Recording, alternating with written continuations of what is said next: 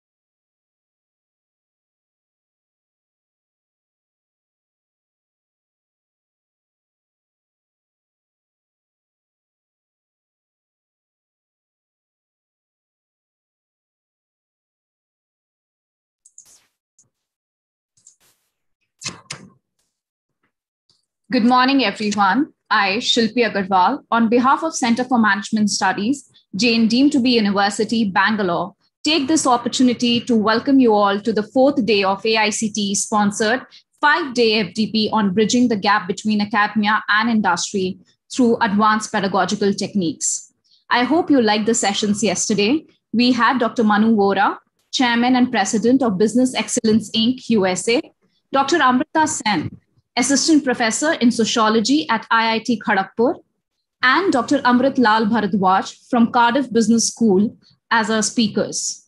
Taking the legacy of knowledge sharing forward, we present to you our first speaker for today, Dr. Ijaz Ahmed.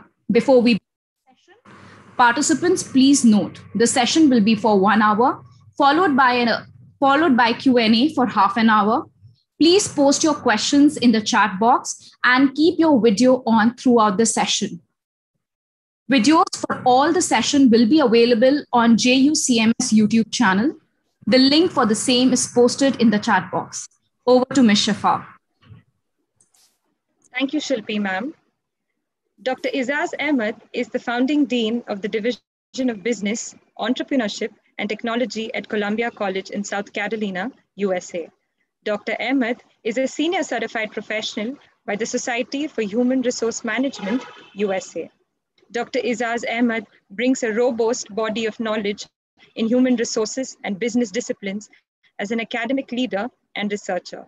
Dr. Ahmed's research has been published and presented in international journals and conferences. He has been chosen to chair and member numerous prestigious academic advisory panels, discipline streams in higher education and professional institutions.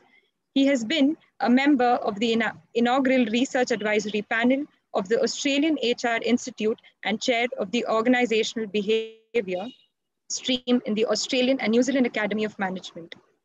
Prior to joining Columbia College, Dr. Ahmed was the MBA program director and head of postgraduate business programs at the Flinders University in Adelaide, Australia.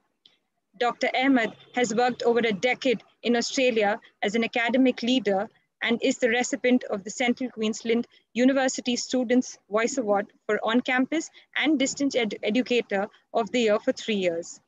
Dr. Ahmed has successfully led high-level teams in critiquing curriculum, developing academic strategies, and coordinating accreditation processes. In recent years, Dr. Ahmed has been researching in areas of employees, psychological contract, leadership, impact of information communication technology, skilled migrants, integration in regional areas, and inclusive employment opportunities for disabled employees in the workforce.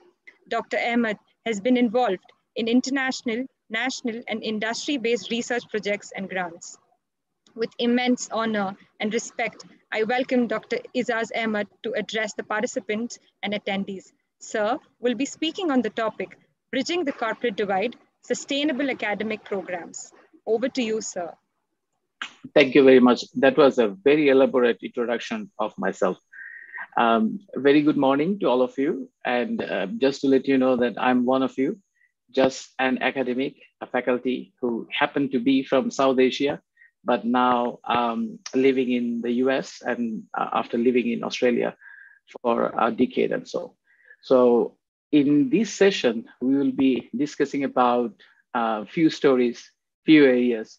And I'm sure that in the last 3 days of so, you have been bombarded with a lot of information, a lot of ways, and everybody has said what you should do to be successful and why corporate is so important in your life right now.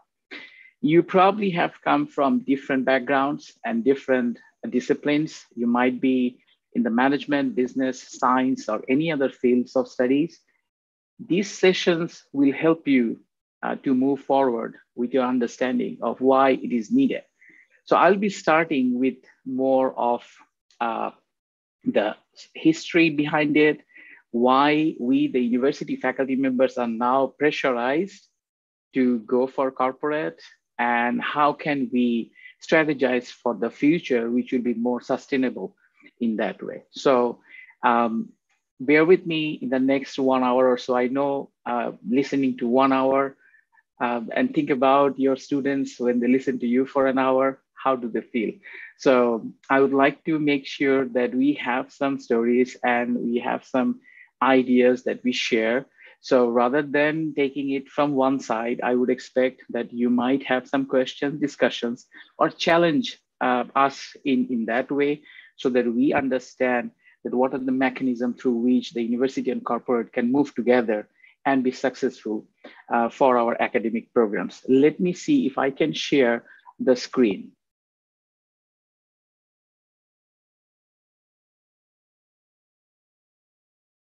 I'm not sure whether you can see the screen. Can anyone tell me? Yeah? Yes, sir, we can see the screen. What about now? Can you see it now? Yes, sir, the screen is visible. Okay, excellent. So, about me, I think you have heard a lot about me. I've been in the US for the last few years and with the Columbia College as the Dean of the Division of Business, Entrepreneurship and Technology. I also look after the MBA program and the Title IX coordinator for the college. My background has been in, before academia, I was a relationship manager in a corporate banking. So I have had few years of corporate experiences, which I capitalize in the teaching or as a faculty position later on. So in today's session, we'll be discussing about how we can bridge the gap between the corporate and the universities, and how can we make sustainable academic programs. And I will also start by saying that these topics are right now very discussed, researched in the last decade or so, and there are many reasons behind it. And one of the critical ones is the global financial crisis, after which the governments have started to, okay. So the government has started to fund less and less in the universities in terms of research, in terms of other areas, where when universities are now trying to request that go out and find collaborations with corporates. It has a lot of benefits, but some of the key ones are academic in nature. So let's move ahead and see what is the basic difference between a university and a school. And I wanted to highlight that probably most of you have already gone through all of these, but universities produce, practice, and disseminate research and knowledge. So schools do not create knowledge, or in the process of schooling in the high school and in the middle school or in the primary, they do not generate knowledge just like the universities do. So this is very important for us to understand that universities produce knowledge, they conduct research. So our primary goal in the universities are to produce knowledge and practice scholarships, which we would like to then disseminate either through our teaching, journal articles, or publishing in textbooks, in many other different forms through which we try to disseminate the knowledge among all in the society. Now, again, most universities can independently issue certificates or diplomas. Schools do not. And when I'm calling about most universities, these are for universal, not necessarily only for India or only for US. So most universities can independently issue the certificates, whereas schools cannot do it. So schools are basically managed by a board or a number of boards in a country. A scope of universities to engage with corporations or corporates or business houses are much larger, higher than high schools. So this is very important for us to understand that if you look very carefully about the scope of universities operation, we basically have a clean slate, a clean page or a blank page where we can draw whatever the ways we would like to move forward. And at the same time, the last point I think is very important, that universities practice the concept of andragogy and not the practice of pedagogy. We have been told by our education experts for I think for many decades that we have to make sure our pedagogy is correct, whereas universities use the concept of andragogy. Now, I don't want to bore you. So Sorry? sorry to interrupt, sir. Yes? We're not able to see the next slide, sir. Oh, I don't know. This one? Okay, what's happening? So we can put this in a slideshow. Yeah, it's already in the slideshow. What about now? So you can stop sharing and then again start sharing. We're not able to, yeah.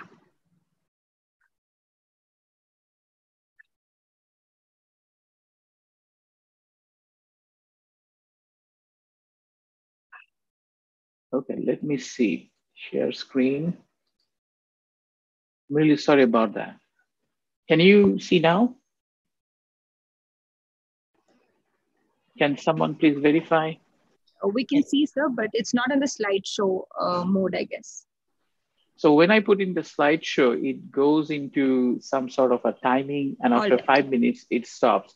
So all right. if you're all okay, let me make it bigger. Probably it will be easier for all of you to see that. How about now? Can you see now? Yes, sir. Or, it's visible. Okay, excellent. Let's continue and see if we can, if you do not have any trouble, and then it will be easy for me to then continue. So one of the critical issues in the university is also the use of andragogy, where you guide the students who are basically adults after the age of 18, that how to study rather than what to study. Now, the content of the studies are very important, and that's where the textbook, the knowledge, the contents of your lecture are very important. But basically, you are trying to help assist the students to continue their studies, and you tell them that how to do it rather than what to study. Whereas in the schools, we basically use from the pages, such as go to textbook page 15 to 18 and read the passage or comprehension or something like that.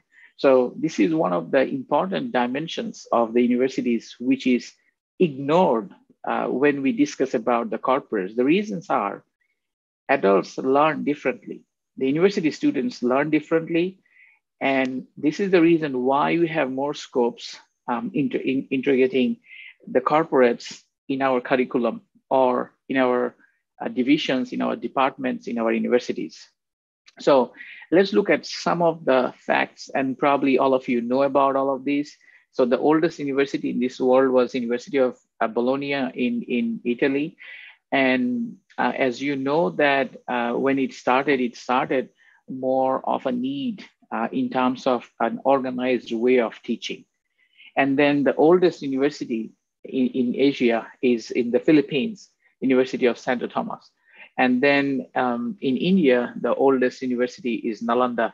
But there are some debates about it, that which is in modern days, which is the oldest. Some say University of Calcutta, and also the Madras University.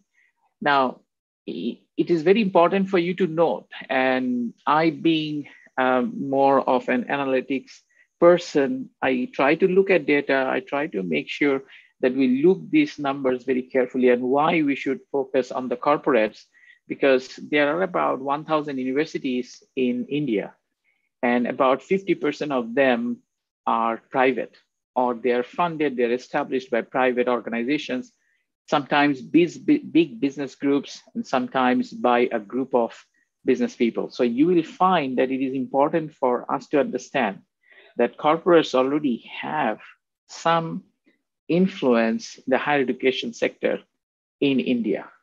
And I do not know the background of your university and the universities that you represent, but if it is private, that means you are already affiliated with corporates or business houses of India. So this is very, very important. Now, the traditional role of a faculty member has always been being appointed in the university to go and teach, do your research, and every 5 or 10 years, you get promoted until you become professor, and then you look for deanship and head of programs and all those. This is the traditional model, which has changed completely. Right now, your progress within academia is not limited by number of years.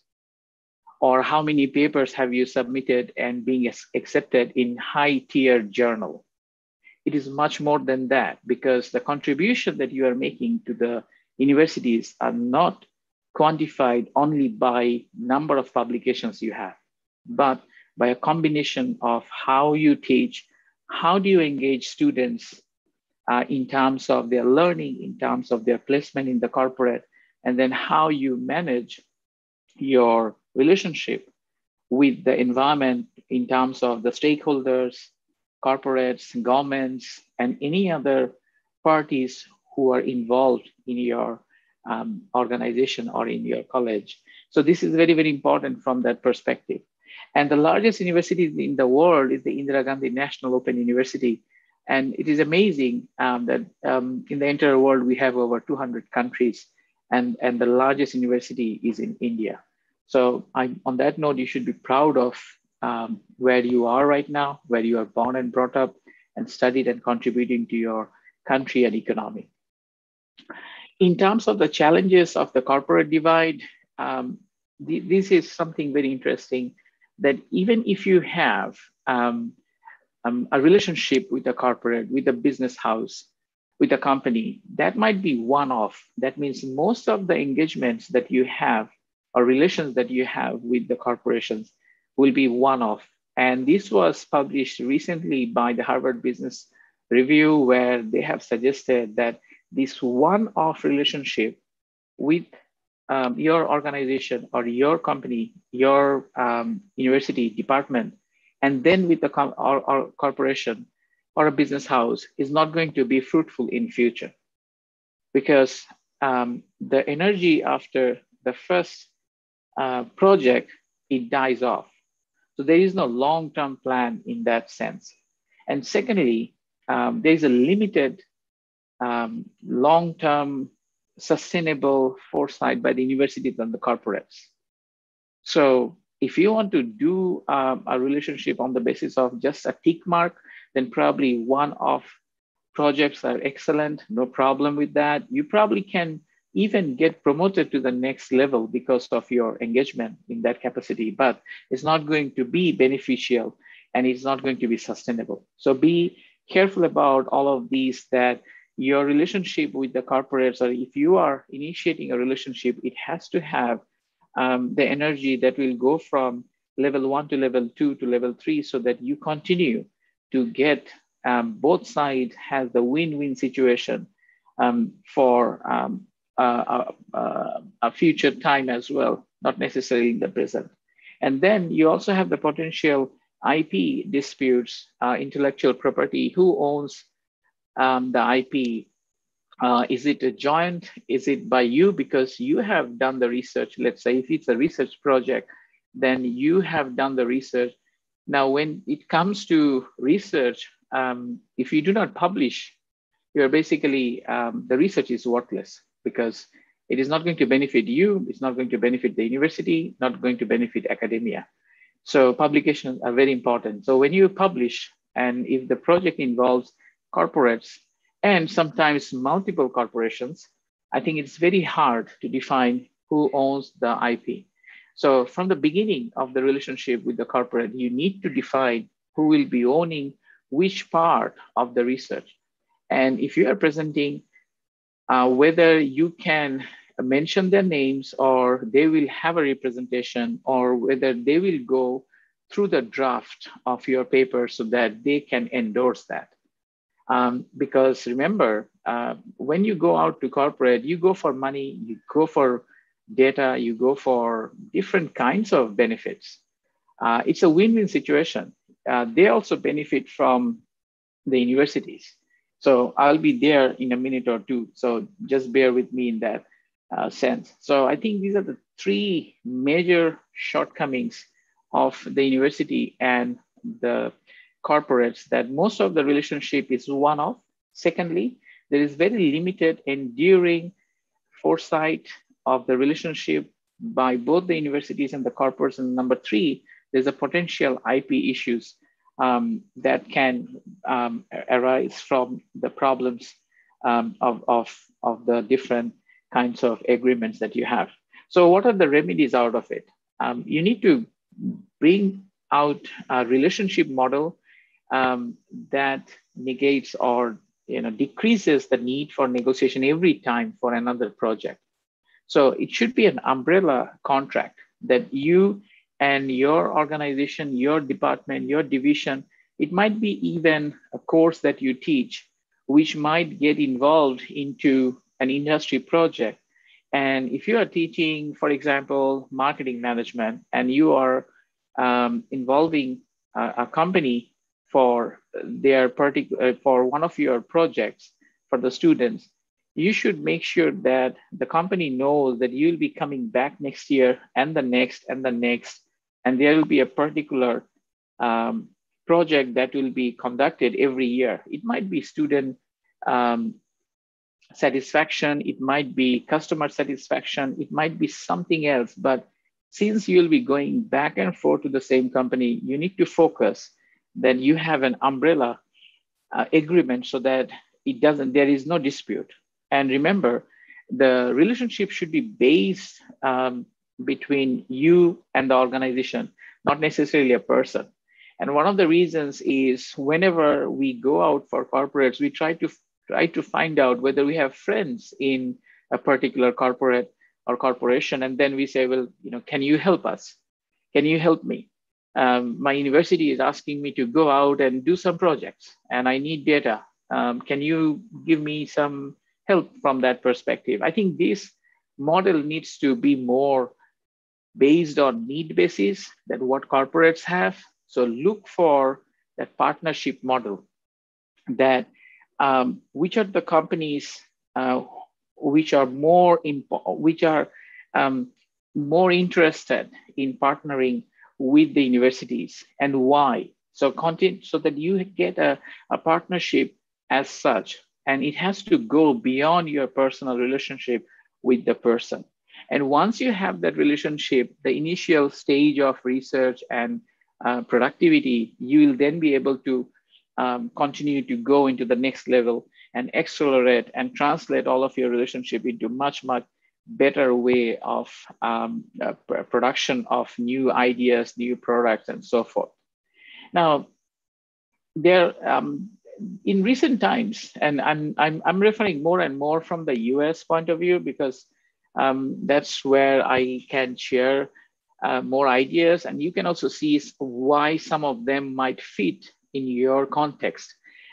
Given that India in the last 2 decades or so has progressed in so much so in the higher education that a number of professionals from the in terms of the CEOs, in terms of senior management position, are now being Indian, has made a big impact worldwide.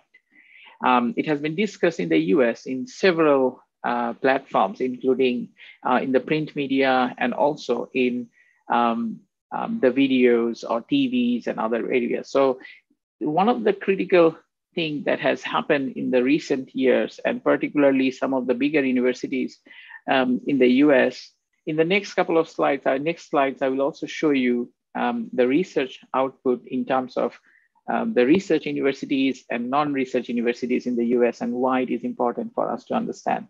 So the word corporate relations are very weak.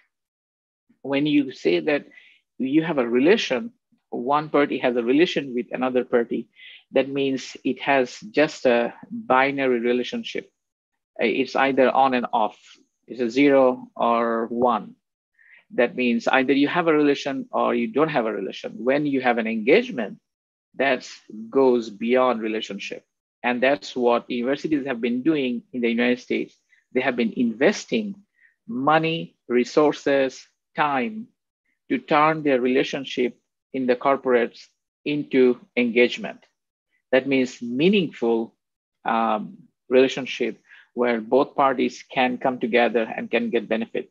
And here it focuses on developing a relationship that is respectful, resourceful, and benefit mutually to both parties. So this is very, very important. Remember this when you go out and you try to find out whether you would like to be in a relationship with a corporate. and the relationship should be respectful, and it must be resourceful. So that means both parties should bring something on the table. The faculty members, I'm one of the faculty members, just like you in the university. So we cannot simply just go to corporate and request for more scholarship, more internship, and do not do anything in return. So the corporates, after a while, will say, well, I mean, I have been giving you internship years after years. We cannot afford anymore. Whereas you are basically churning graduates. Universities are factories of graduates, and you need to have placements. You need to have their jobs and so forth. So you need to focus on what are you bringing on the table so that the corporates are also interested in your products and services, or in terms of the relationship. And in a couple of slides, I will show you in a recent research that how one of the researchers have shown what are the areas which can make our life a lot easier if we go for a corporate relationship. So most USA-based universities are now moving from relations to engagement. So this is very, very important in today's discussion. Just remember that relations are not enough. We have to have a fruitful engagement in that sense.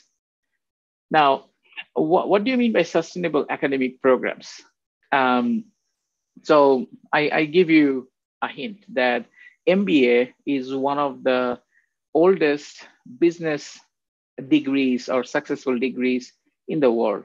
It started early in 1900, 1908 or some 1907 by Harvard Business School, and then it spread out into everywhere. The entire world has about 20,000 business schools. Almost every business school has an MBA. But if you look very carefully, before Harvard, MIT, Stanford, they have looked into management science, but they never called it an MBA. So Harvard was the first university to call it MBA. And now everybody has MBA in the entire world, right? So MBA is one of those degrees which has been successful, sustainable, and it has been generating more and more and more over the years. There are a lot of discussion goes on in terms of MBA, whether it is successful, whether students should do it, or it is basically worthless degree. So has that stopped 1.5 million MBA applicants in the entire world not to apply? No, they have been applying. So MBA remains a very sought after, high demand degree. And to make it sustainable, what has happened over the years, academics, deans, business school deans, professors, students, business houses, they have made it very durable and a cooperative model. So that's what you actually need right now in your university, that it has to be durable, long lasting. A durable product means it's not going to, I'm not sure if you are familiar with the shoe company called Bata, whether it was in India or not, but when I was a little kid, my dad used to buy me shoes from Bata shoe company. It will never finish, okay? I literally have to cut it off so that I can buy another one. So something durable means it is going to last forever. It's not going to give up on you if you use it more and more. Cooperative means that you have to have a number of ways through which you can contribute. You need to see yourself as a part of it, not exclusive, but an inclusive manner, okay? So when people become professor, when people or faculty members, they finish their PhD, doctoral studies, they become professors in the universities, they sort of they become untouchables because the social respect is so high for them that they do not care about the cooperative model anymore. But remember, you have to ensure our existence in the universities are for the students, for research. And that's why we exist in academia, because we are contributing to the development and the progress of knowledge.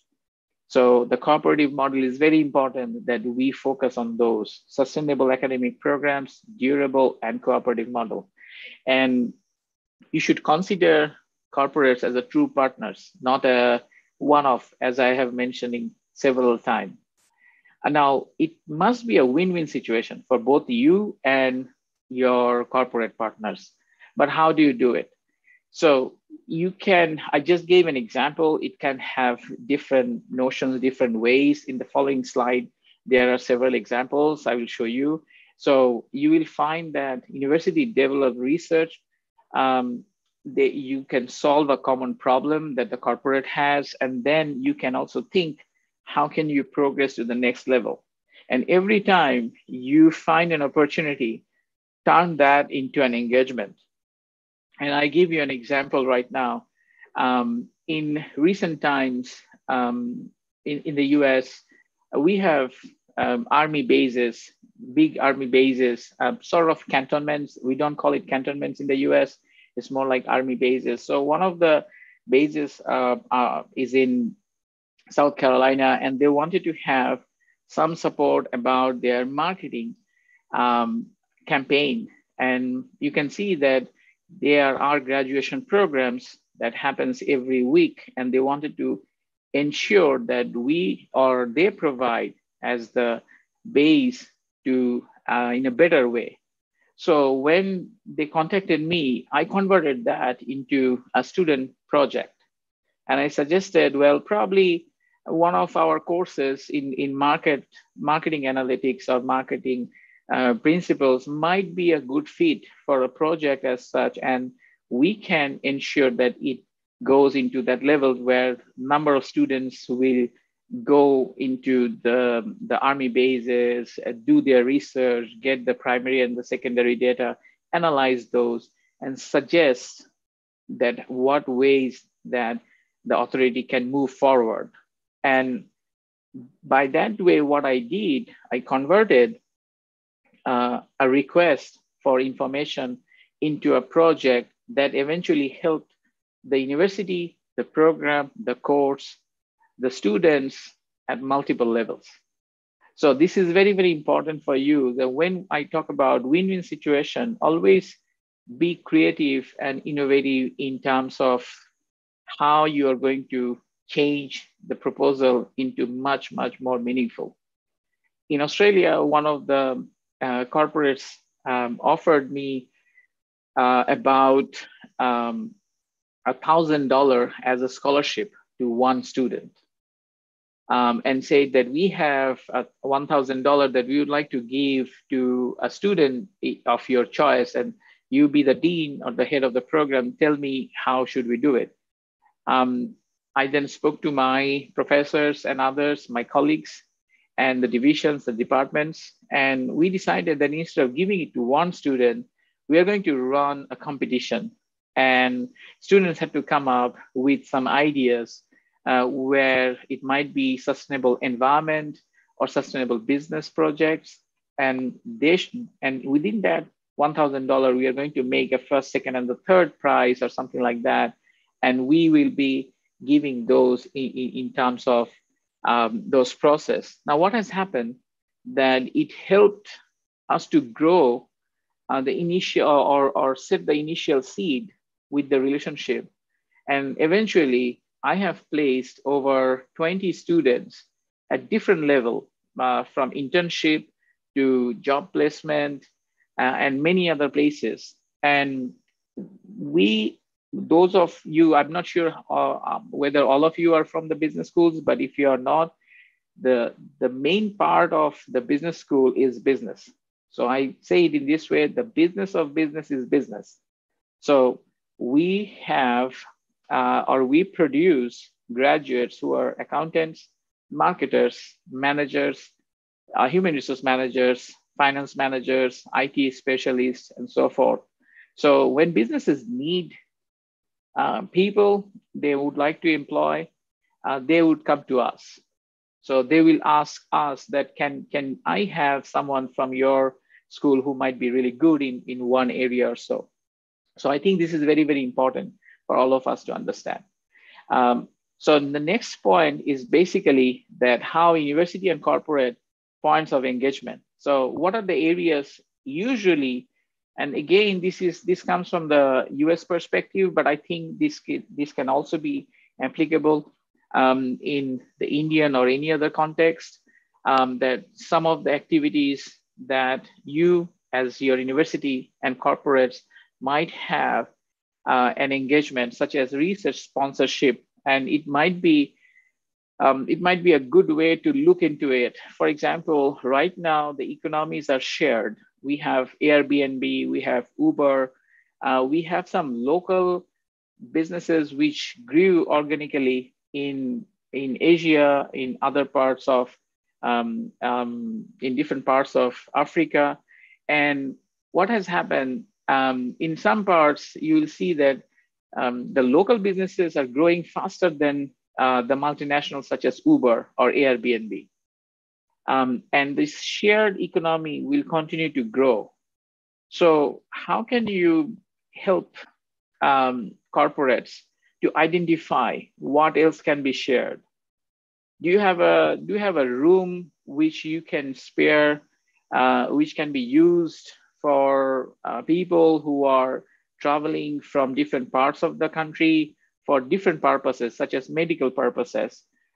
You can suggest whether you'd like to help a disabled person and try to give a particular benefit that you have now spare. You might offer something in return, or you can give it free, but you need a platform for that. So research can give a lot of benefits. And this is very important. So every time you do a research, and I know all of you publish, because in that part of the world, and in fact, in South Asia, it's very strong that you must publish your research if you would like to be in academia. But whenever you publish in a journal, you present in a conference, but it doesn't reach the corporates. The managers in the banks or big corporations such as Tata, Reliance, and others, they do not read the journal all the time, or probably never. So where do you publish? You publish where they read. And in the modern times, I would say in the recent modern times, in the last 10 years or so, LinkedIn has been very popular. It is growing. Every 4 minutes, someone is offered a position in LinkedIn. So if you don't have an opportunity to have a very active LinkedIn profile, you should have it. You should start writing there. You should start sharing your research in LinkedIn. And you see, you will be attracting a lot of connections, which will eventually help you to grow not only your network, but your knowledge base. You will see opportunity will be coming to you from corporates as well. And this is very, very important, because you have to be an expert, which you are, which is very good, in a particular subject area that you have interest in. And this is very important. So every time you do a research, make sure you write a paragraph or two, put it into LinkedIn, and suggest what have you researched, how can it benefit corporates, and even if in a tiny way. I think that will make a big difference. Remember, philanthropy or donations or big financial support has been always there from the corporates to the universities. In fact, some of the largest universities in the US, and in fact, Harvard University was initially funded by business people and others. And most of the universities in the United States and in many parts of the world are funded by big corporates because they have the big fat bank accounts and the balance that they can spare, and which unfortunately we don't. And that's one of the reasons why philanthropy has been a very, very important part of it. And then there are some others such as executive education, career center sponsorship.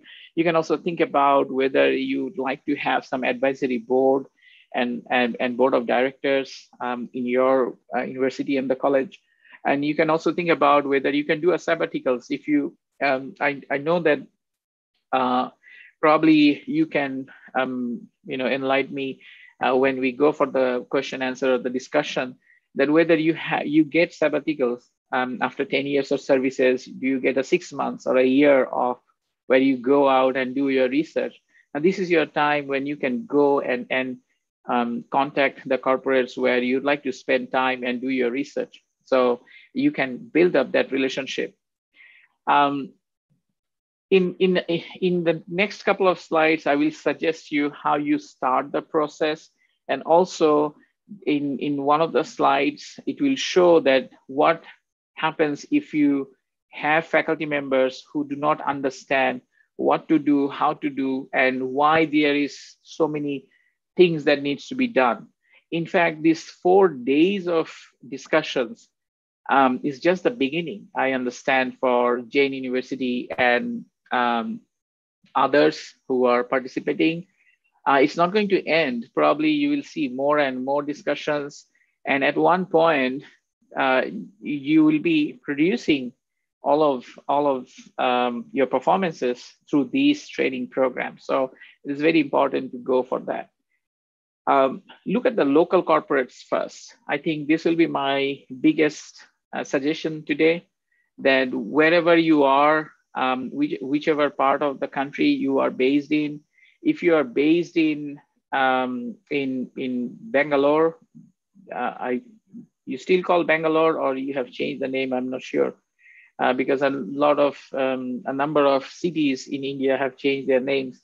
So if you are based in Bangalore, then don't look for corporate relations from New Delhi, for example, or from Mumbai, because I don't think that is going to be beneficial for either side.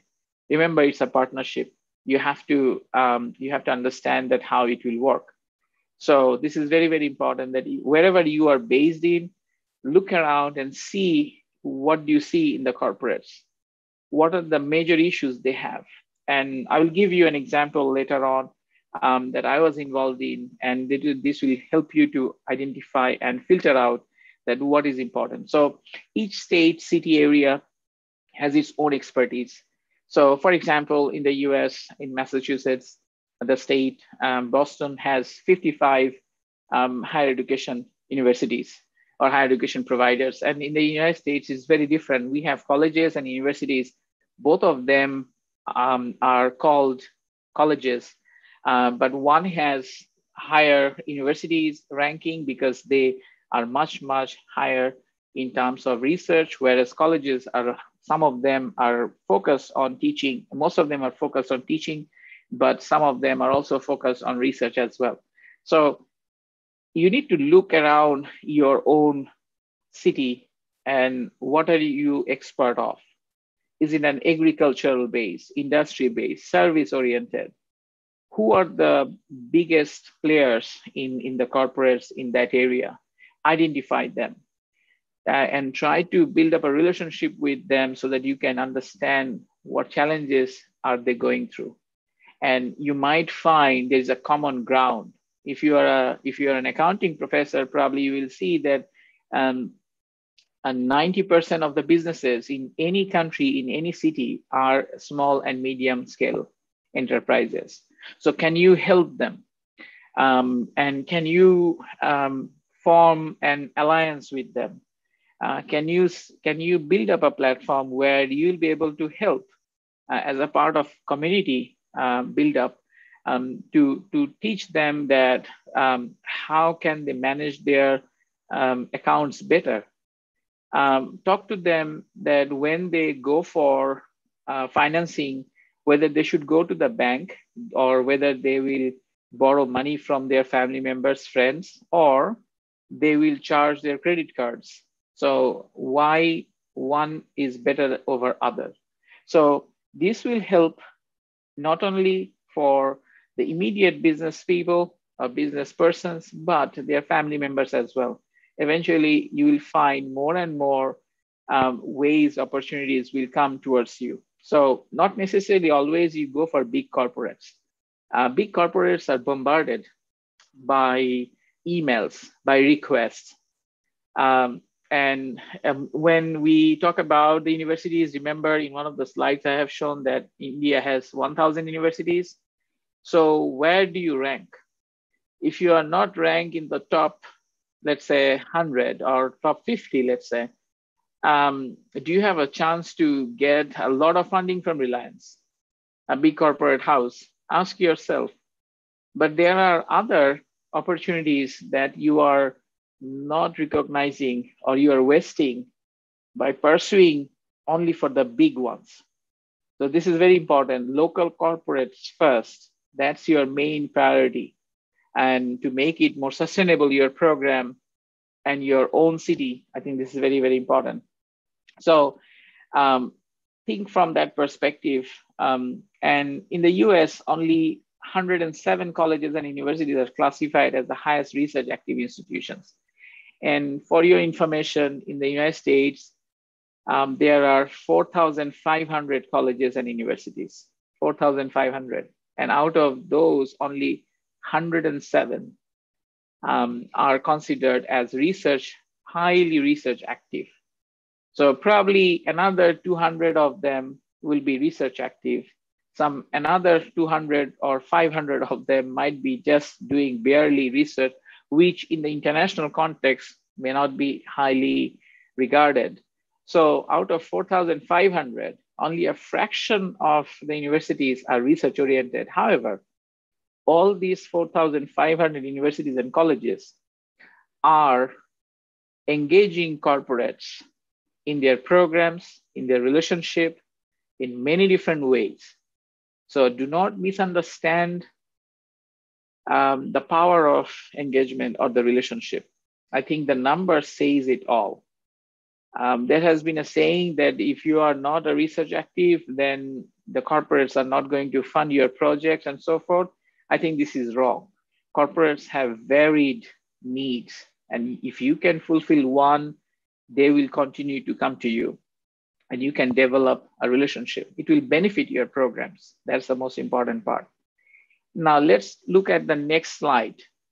Now there are two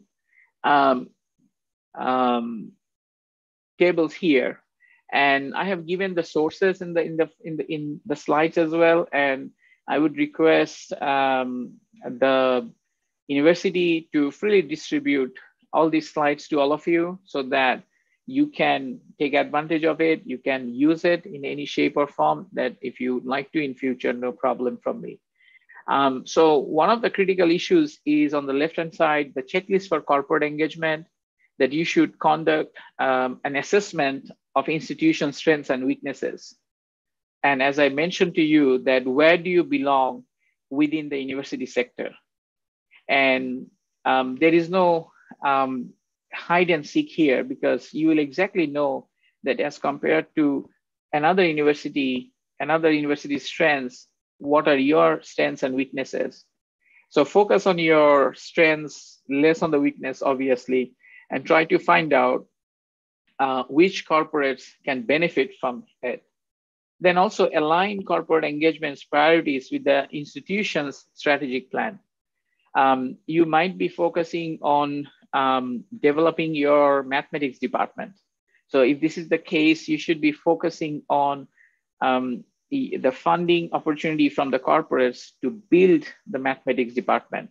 You might request corporates to sponsor a chair for the mathematics department, or sponsor a few professors for the first 5 years so that the division, the mathematics department can grow. So there are different ways you can think about it. And this research was done by Gerber, 2017, relatively new. So, and this was based in the US, but I think this was very handy in terms of how we should approach. And also it suggests then once you have the alignment, then you develop the strategy, create a comprehensive list of what you can do and cannot do, and continuously focus on the matrix, develop a matrix. Make sure that you understand how it is going to work. So it has to have the structure, not only in your mind, but also in papers, in documents, in your policies, in your procedures. And when you go for your annual review or when you go for your promotion, you should also highlight that. You should mention it. You should document it and suggest to your deans that, look, this is what I have done. with reference to the training program, this was discussed, and I have done this. I have created opportunity for our students, for my division, for the mathematics department, for a professor, for anything, because I think this is very visible. And if you have done that, and nobody can deny it. Now look at the right-hand side where the challenges to expanded corporate. Now, faculty indifference or opposition. So faculty members may suggest that, well, corporate relations is not my responsibility. I was recruited by this university to teach courses and go home and do research. Why should I now go for corporate relations? So educate with improved collateral and strategic plans, respect faculty prerogatives. That means you need to focus on why they are suggesting that, and you should come up with ideas that will be mutually beneficial for both the faculty members and the corporates and others. So when you go for corporate relations, more into an engagement, you produce things, you need to ensure that the universities value it, they recognize it. So can you, in your university structure right now, if you are an assistant professor going for an associate professor level, is there a policy that how many journal articles need to be there, at what level, and how many international conferences that you have to attend, how many PhD candidates you have to graduate? Similarly, it should be highlighted that how many corporate engagements have you conducted? And there are many ways of developing these metrics. I think universities all over the world have developed it. So it is nothing new that we can't do it. So you should be able to do a lot of these. For example, the last one, focus on school before institution or department before institution. Messaging and actions from senior university administrators are important. So your vice chancellor, Dr. Singh, the pro-vice chancellors, the others, the deans, where are they about these changes and why it is important? Because they have a vision for it. So since the university has organized it, definitely there is a reason behind it. So they will be communicating with you from time to time, and you have to understand that how it is changing. So I think it is very important for you to identify where do you fit in this process. So this slide is very important for you as a professor, and also if you are an administrator who will be able to highlight the process. And as I was mentioning, that we need to focus on a systematic way of developing resources. The next slide shows a clear picture from University of Washington that how the corporate engagement works. So this is a skeleton where students, research, innovation, service, volunteering, and each of them has a particular meaning. Now, I don't want to go in detail about all of these because these are self-explanatory and you already know what does it mean, like recruiting, capstone projects, internships, and so forth, graduate fellowships, startup licensing, faculty consulting, guest lectures, advisory boards. So these are preliminary things that university has developed. So check with your university whether this has been developed or not. In fact, if it is not, I would highly recommend the deans here, if they are listening, that you must develop something important that faculty members can use as part of their process as a model. So in terms of corporate engagement, most universities do not have dedicated resources.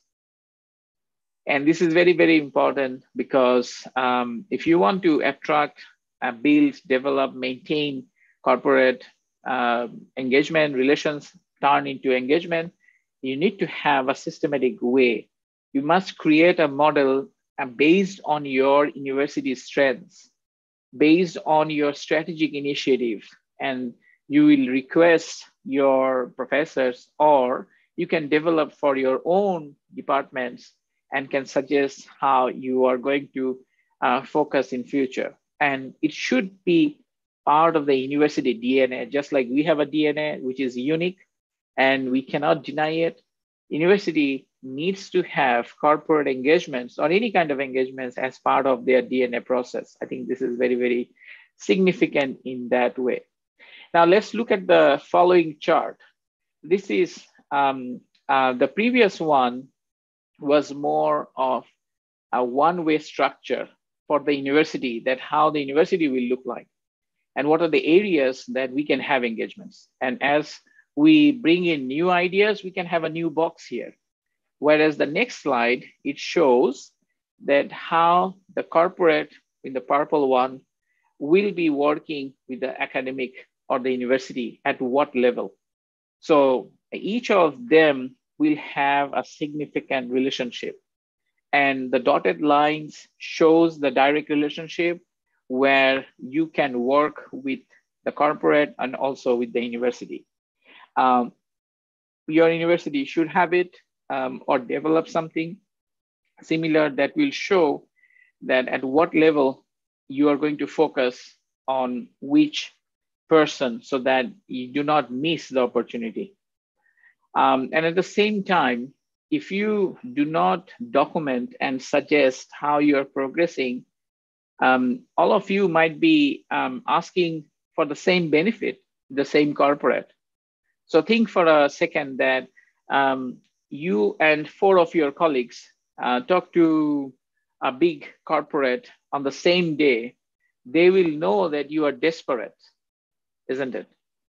So if you call and request for an internship, and your colleagues call and request for an internship, and 2 of your colleagues also call and say, well, we would like to have intern at your place, that means you are desperate.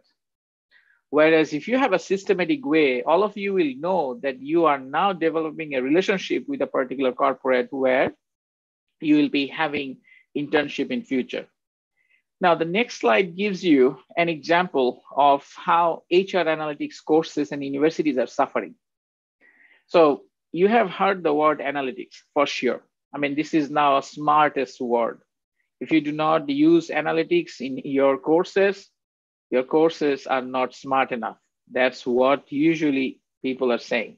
So you will be surprised to know only 1/3 HR managers consider them as good data analysts. That means 2/3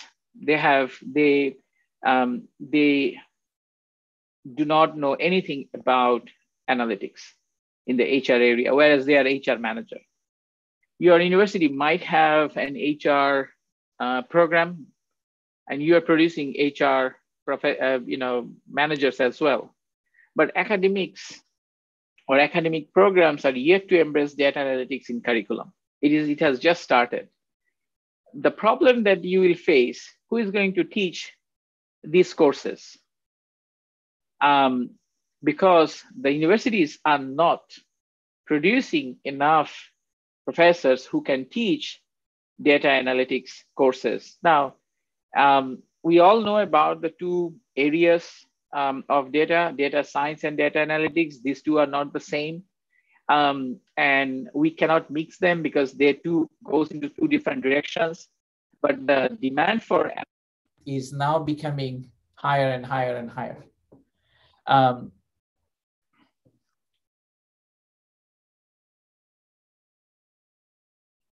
Okay, so I had an issue with my headphone. All of you can hear me, right? Okay. So this is very, very important for all of us to understand. There's an unavailability of faculty and researchers in analytics area. So where do you find professors who can teach, or where can you find faculty members who can teach analytics for your students? In the corporate. So if you have a relationship with corporates, because corporates pay a lot higher money for analysts than the universities. You and me have chosen to be in a profession which will not make us rich. So we have chosen to be poor. And it is true for India, it is true for US as well. So if we work in the corporate right now as an analyst, we'll be getting triple the money of what we are getting in the university right now. So in the foreseeable future, you are not going to see data scientists coming and teaching in the universities, at least not in the US. So this is one of the reasons why we need to develop relationship with the corporates, where we can tap their resources and suggest requests that if your data scientists will be interested to teach a course in our university, because we have to teach our students analytics now and in future, but we won't be finding any faculty members. So this is just an example of how we can tap. Now, let's move forward with some very important thing, that is students. The two reasons why we exist in the universities are students and research or scholarship. So this is very, very important. So in your corporate strategy, ensure that students are involved. Students must be benefited. And all of your decisions focus should be focusing or emphasizing creating the strategy that will benefit students and their well-being. In terms of their placement, internship, research, industry projects, and anything else. So check whether you have student groups, student bodies, student clubs. If you are teaching finance, do you have a finance club? If not, form a finance club. And if students are engaged in some projects, showcase it in social media, talk to the corporates, talk to your university, so that you now focus students' projects in a bigger way. And then you will find that corporates will be involved in that process. These finance clubs are very important. If you're teaching finance, you can have entrepreneurship club, mathematics club, science club, artificial intelligence club, analytics club, anything that students would like to be part of. You can be an advisor, or you can appoint someone else who can be an advisor. This will be student-run organization, but it will benefit them in future through different corporate engagements. I think this is one of the ways through which you can quickly turn your course's interest into a fantastic opportunity. So this is my example of how I involved into a corporate engagement and with funding. So funding is also important as part of your journey in academia. No funding, no promotion in many countries in the world. So Australia attracts about 300,000 immigrants every year, brand new immigrants. So Australia imports people from all over the world, especially South Asia and China as well. So that is in the last 10 years, that has been the largest number. Before that, it used to be European countries, and particularly Ireland and UK. A lot of Polish from Poland and Germany too. So Australia attracts about 300,000 new immigrants. It has changed in the last couple of years because of COVID-19. But the problem with these immigrants are they usually come in rural Australia or regional Australia. And after they get their permanent residency, they move to bigger cities. And Australia doesn't have a lot of bigger cities. It's basically 5 of them: Sydney, Melbourne, Adelaide, Brisbane, Perth. That's it, finished. So when I joined the university, this was after I did my doctoral studies there. It was a regional Queensland place where they were struggling to have people who can work. So this was a city where, this was not a city, a small town where there was X-ray machine in the local hospital, but there was no X-ray operator. So they were selling cars, but there was no mechanic who can fix the cars, who can change the tires. So I'm giving you example. It probably sounds funny to you, but this is truth. So at that moment, the entire city, including the university, when I heard about it, we formed a group of researchers.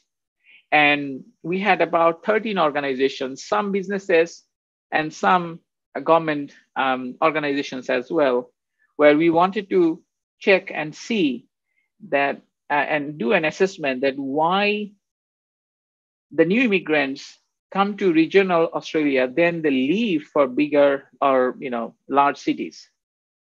Obviously, larger cities, bigger cities have more opportunities, no doubt about that. But is this the only reason? And we found out that there are several ways through which we can integrate them. One of them is through sports. And if someone is coming from India, they love to play cricket. Australians, they also like to play cricket. But when Indians visit or Indians come and live in Australia, they do not immediately start playing cricket. They look for a job, they do their studies. So cricket is not in their mind. So we suggested that through games, through food, through cultural celebrations, we can probably encourage people to stay back.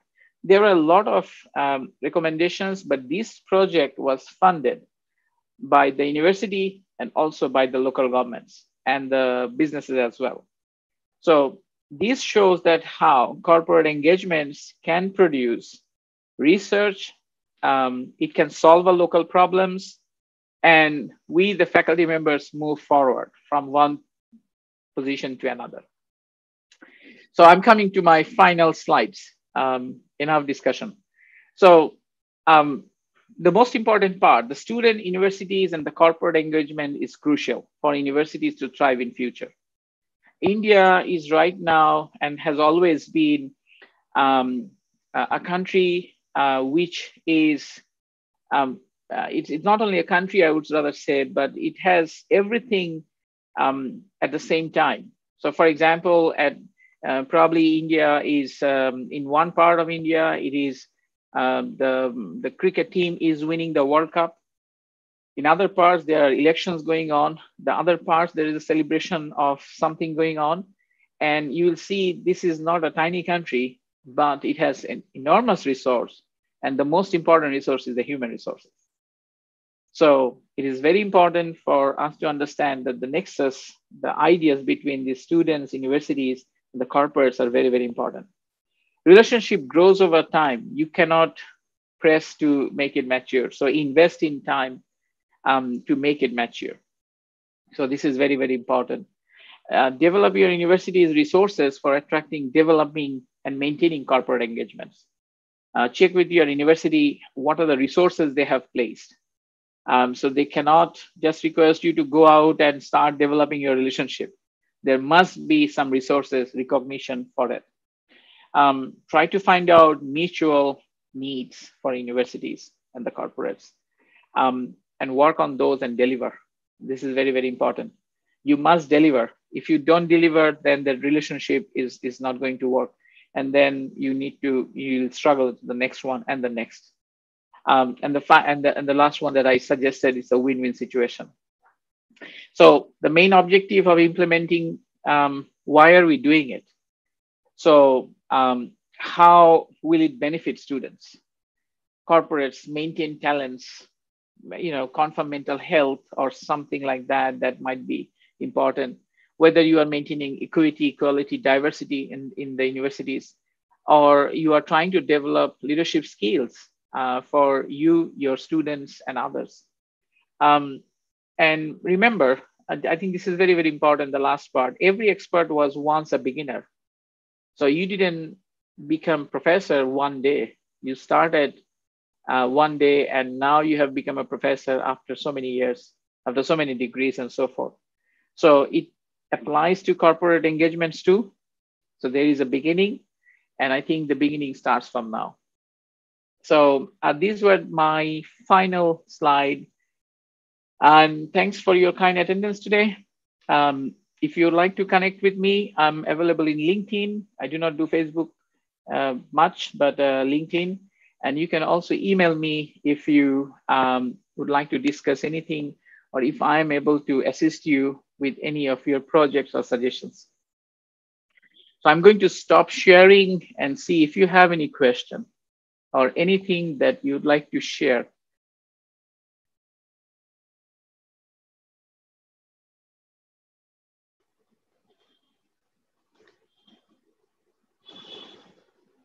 So we have a participant, Penny Jose, who would want to ask you a question, sir. Sure. Am I audible, sir? Yes, please. And don't call me Thank sir, you. okay? Thank you so much. That was very engaging a conversation that you had, and so much from your experience, and really very great. Two things I have. I don't know it's a question or a comment. I'd like to know from your side. You had mentioned on one of the slides about executive education and how executive education becomes a point of engagement. So if you could give me a tip or an example of how you got that done, that is first one. Second, maybe a comment. For corporates, time is money, and every minute that they spend with us, whether it's in conversations or on bigger deliberations, they measure it so well. And like you rightly said, we might be poor at money, but we are very rich with our generosity with time. We like to give students time, we like to give parents time, we have no inhibitions. Look at you have been giving us so much time from across the globe. So teachers have not known time as money, but on the other side we are negotiating with someone for whom time is very, very important. And when you ask me, do my bosses allow me to spend money on these things, I would say no.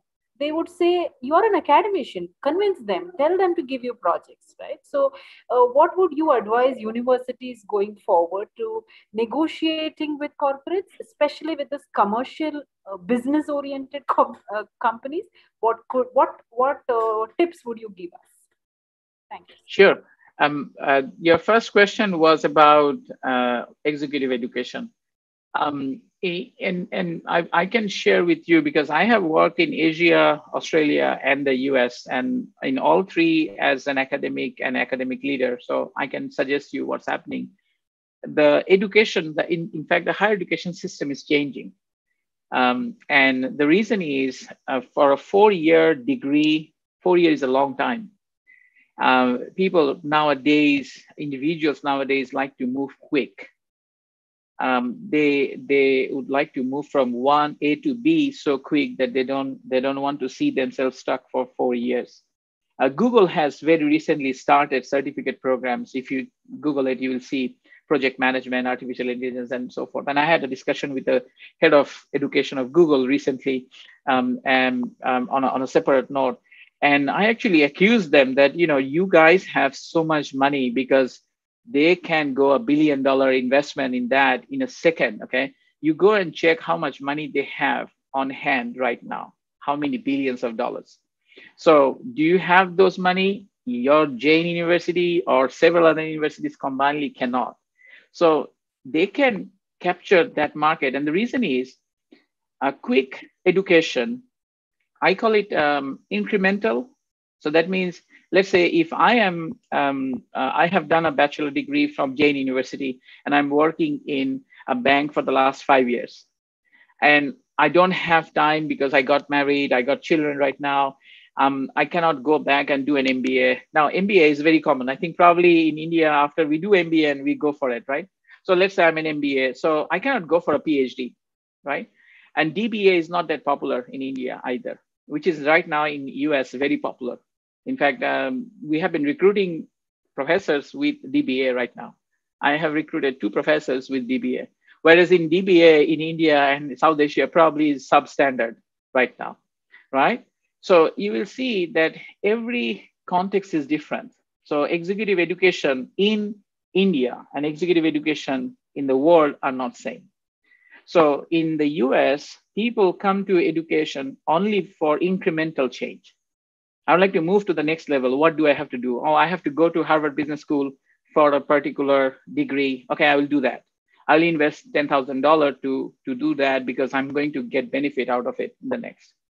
Whereas in India, probably a lot of executive education are one-off, very quick, a day-long program, because who has the time? But COVID has pushed us to go more for the Zoom, right? So your university, for example, 5 years ago could invest in Zoom. They didn't, just like my university, right? So why did they invest now millions of rupees to get Zoom and other things? Because it is the demand. Without Zoom, the university will collapse. The entire system will go down because you're not attending in person. I'm not attending in person. I'm working from home. So ultimately what will happen is higher education will become so challenging in future that the traditional model of 4 years, then 2 years of masters will be squeezed into some sort of, yes, 4 years and 2 years, but there will be a lot of other smaller tags, such as you might be better in, you have a commerce degree, but you have on the side a certificate in insurance management. So that even if you work in a corporate, you can look after the insurance side of the business. Yeah, I'm not saying you have to be an LIC sell person. I'm saying that if you're working in a corporate, you will know that what is the meaning of risk and why should you go for risk assessment. So you will see that corporate executive education is very important. Volunteer your time. Do not expect money all the time. This is something very important. I didn't learn it when I was in Bangladesh. I'm originally from Bangladesh. Okay. I was born and brought up there. I studied in India. I'm a graduate from Aligarh Muslim University in early 90s. So, in that part of the world, no money, no work, right? Whereas if you look at the engagement part, you have to volunteer. You do not always think about money. So volunteer your time. Professor Joshi, Professor Joshi. So you can contact the local corporate that you are interested in to develop a relationship and offer your services to them. Tell them that, this is what you would like to do and whether they have any concern challenges that you can fulfill. And the other parts that you had, the universities must develop, as I mentioned in my slides, and you can have these slides through Dr. Kiran and others, that it should be part of the DNA. When you are promoted to a professor, what are they expecting you? Write a lot of research papers, right? Higher level journals and all these kind of things. Is that all? Is that the only purpose of being an academic? If you're a professor, what are you professing? What is your legacy? And your legacy lies with helping others, not only writing research. And probably these research papers, and then you will look into the citations, I'm sure about it. Then I have 5,000 citations, I have 500 citations. Excellent. So it is always a number. So you should publish enough that interests you, not by pressure, but by interest. Secondly, your university must develop a system, and I have suggested today a very good system that you can identify, you can develop. In one of my slides, I have shown a skeleton. Your university can generate that and can give it to you and say, show me what did you do in the last year or so. In the last 3 years, you have published 6 papers, and we all know how people publish. Okay, it is recorded, so we may suggest how we publish. Okay, we all know that. I mean, I have been part of this game for a long time, so I know how to play it. And some of you have done it, and some of you are learning it. But some will tell you how to do it, and the others, you will accidentally know it. But you will know it eventually, okay? So once you know it, it's easy for you then to play. Then everything will come to you naturally. But is this what the main purpose in academia? Because our economy, our future generations are based on us, on our performance, on our ethical values, our practices. So it is very, very important. We can earn money in a number of other ways, but other professions cannot build what we are developing right now. Very important. So talk to your university and see, probably they have some ideas. It's a time of innovation. If you do not innovate at the time of crisis, we will fail. Thank you, sir. We have another question from Dr. Hemant Yoga. He says, what significant role to be played by a professor apart from teaching and research for holistic development? Well, I think it's an overall process. You look very carefully that a, a profession does not make a person noble. I think it is the context that makes it a noble profession or not. So, for example, doctors might say that it is a noble profession. Teachers say, well, it has always been a noble profession, right? Someone might say, well, journalists are in the noble profession. So the profession itself doesn't become noble. I think it's very important that we practice. Teaching is just one part. And if you look very carefully, teaching has always been what Socrates has done. He had, I think in India, we used to call Gurukul, something like that. If you remember Gurukul. So we had a guru who is a teacher basically, and then we will be disciples or we will be followers, right? So this concept of teaching has always been there. Now it is changing because with technology, we can now go beyond boundary of that Gurukul. Think about it. If Socrates had internet during his time, do you think we would have this kind of civilization? Probably a lot more robotic, because everybody will be practicing the same philosophy because it is coming from Socrates. So similarly, if you are able to teach only few students, but now through technology, you can go beyond hundreds and hundreds. So overall, your legacy that you are going to leave behind is not only just teaching, but the overall package of teaching, engagement, and scholarship that you continuously practice. If you, let's say in the morning, you are reading something in the newspaper, which is very interesting, that Indian economy is growing even we have a COVID-19. Now you are teaching economics class in the afternoon. You must discuss this with your students.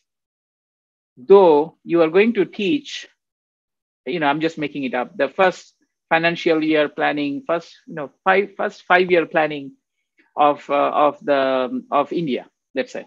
And you are discussing how the governments gave away resources to Tata, Birlas, and all those Premji in the first 5 years or 10 years to build Durgapur steel mills and all this kind of stuff. But you also should mention that this morning I read about Indian economy is still growing despite we have the COVID-19. What does it actually tell you? Tell me. Start a debate. Create knowledge among the students. The students will be interested because this is something authentic. We have lost the authenticism or authentic studies in our books. Most of the books are written in the Western context. Some of the better books are written in the Western context. When I taught in Bangladesh, I didn't have any books that could be used in the local context. We didn't even have case studies because case studies are not part of our promotions.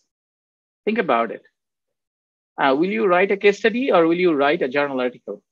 Obviously journal article, because at the end of the day, these discussions have no meaning if you are not promoted to the next level.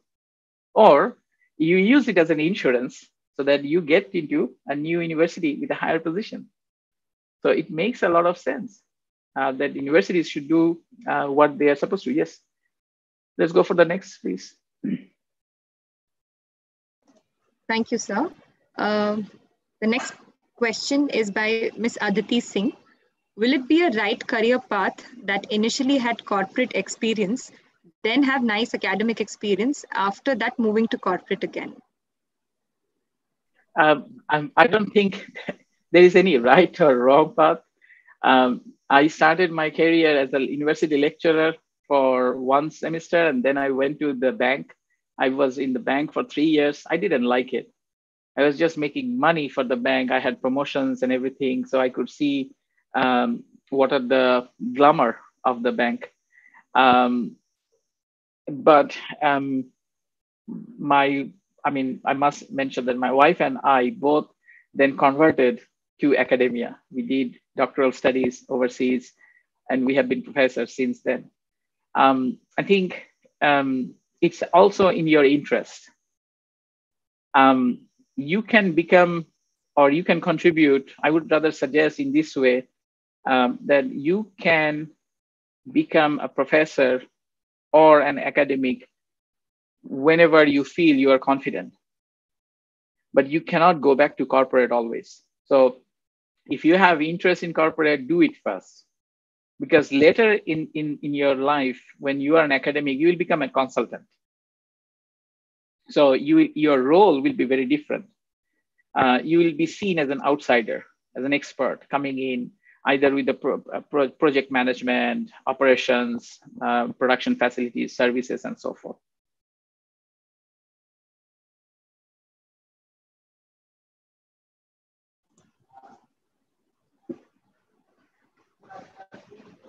We have another question, sir, by Dr. Anupama Verma. Faculties are suggested to get industry exposure. How can we go for it after more than 10 to 15 years of service in academics, especially in India? Sure. I think one of my slides has mentioned, I think all of you should have my slides, okay? I don't have any restrictions of those slides, so use it as much as you want. So one of my slides has clearly mentioned that how can you associate yourself in what way? So there are some, for example, philanthropy, some are, internship, some other ways. As I was mentioning several times today, that it would be a win-win situation. So think very positively about what can you contribute. I think Dr. Joshi has suggested that corporates mean money. Every time you go, they make business decisions. Corporates are all about profit, most of them, okay? Though profit is not the only thing they should be thinking about, but that's what they do.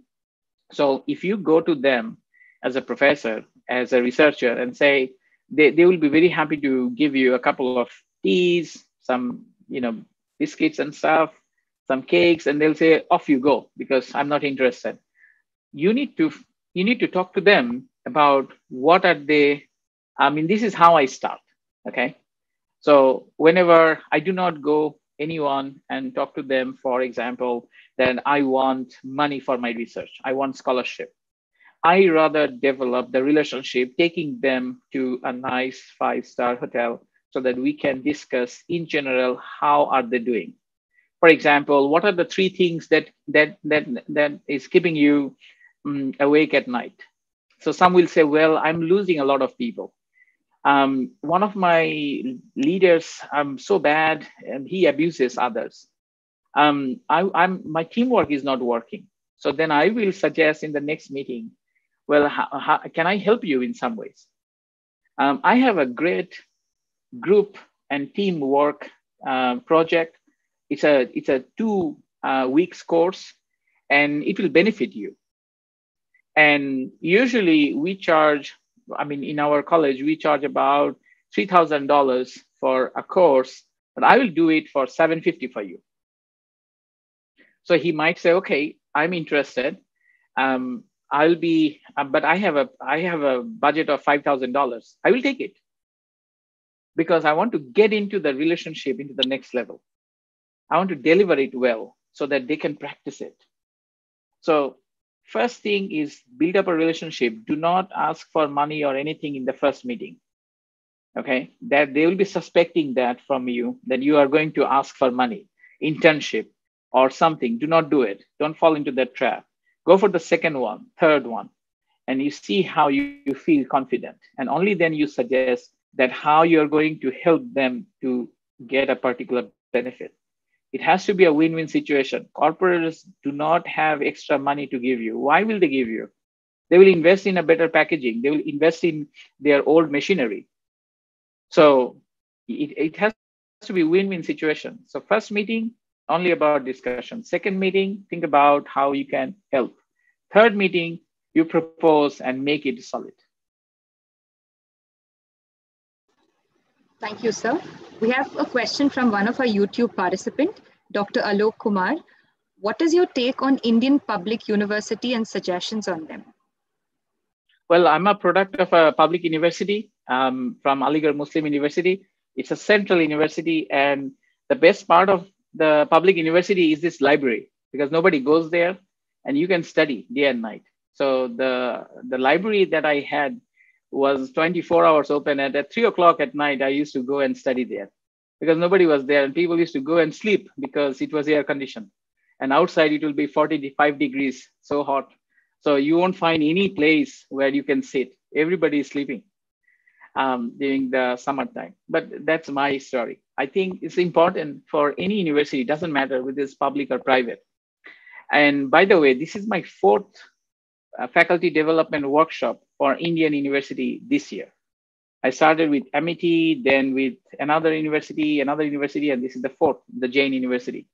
And I can tell you that universities are moving very fast. The competition is intense. And there is a crisis of, I would rather say, in high level leadership, where, I mean, you'd like to see that new wave of management is coming. So new ideas are pushing. They are going to, challenge the status quo. So what has been happening for the last 100 years or 50 years since 1947, let's say, or 45, you will see things have changed so fast in the last decade or so. And one of the critical issues is the public universities and the private universities, it's all about research. It's all about whether the graduates are skilled enough. And corporates are very important in that manner, because corporates, only about 10% says that the graduates we are producing are good. So public, private is the same, but the public universities are managed and funded by the government, which might have bureaucracy that will slow the investment rate, whereas private might move faster because decisions are made by one or two persons. So the public universities, however, play a very important role, and it should continue to do it. And most of you probably are from public universities, graduates here. So you know that those challenges that we all went through are very important. I still remember my days from India. Doesn't matter wherever I am. I still remember my food in the canteen, the steel tray that I used to hold with different holes, you remember? And they used to give all the food. So this is what public university does. And don't forget that India is built on public university, not on private. Now, private might show off more and more because they have flashy money that public does not. But that doesn't mean that we are not producing enough. So what is important is have an approach that is much more practical rather than copying others. That is very important. So India until 1990s had a very closed door policy.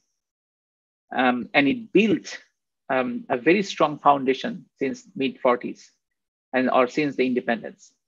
And when 90s, we opened up, obviously technology has taken over. University sectors now have foreign investment. It was domestic investment, now foreign investment will be there. After COVID, you will see how many foreign universities will be mushrooming everywhere because there are a lot of students. We struggle to find students in the Western countries, whereas in India, everywhere there are students. And you do not need to do a lot of marketing either. Okay, so you will see that public university will play a very important role in research, in funding, in developing generations after generations. And we should be part of it. I see, moderator, I think I see a couple of hands picking up here. Yes. Do you see Yes, that? Sir. Yes, sir. So Dr. Prabhu Shankar has asked a question, sir. Can you tell the role of entrepreneurship development cells in higher education institutions for corporate engagements, best practices? Sure. I think entrepreneurship is very important in any universities and colleges. We do not produce employees. This is a wrong idea. That our graduates should always be employed by someone. They might have start their own business. They may go into venture that we do not think about. So my suggestion would be to have entrepreneurship as part of the curriculum focus, and create new ideas. So you can generate, you can go to your local corporates and request and suggest that you have this idea of generating entrepreneurial or new business ideas, sustainable business ideas, and whether they're interested to fund it. You might also think about setting up student bodies, those who are interested in entrepreneurship. You can bring in your city's dynamic entrepreneurs. I watch a lot of YouTube videos where people are showing that they used to be in corporates, but because of COVID, now they have become a food vendor. Okay, they're selling food, but they are very happy right now. So you need to bring that notion that the conversion is not the important here, because people will do some jobs and try to earn money to pay bills and remain in life. But the spirit is very important, that the entrepreneurship, he or she did not give up. And this is what you can focus on, that your organization has a particular way how to do it. For example, women is a very important, or gender is a very important factor in this process. You probably did not realize, but India has much progress in the last few decades in women education, women empowerment than a lot of other countries. But if you look very carefully, and I give this example all the time in different discussions, that the world has about 200 countries. Only 15 of the head of the states are women. It should be 100. So India has progressed, others did not. India has seen women leaders. Bangladesh has seen women leaders. Pakistan has seen women leaders, right? So it's interesting. In the countries where women are suppressed, we have Indian women leaders, right? But if you look very carefully, globally, we are not progressing at all. So women leadership, women entrepreneurship is very, very important.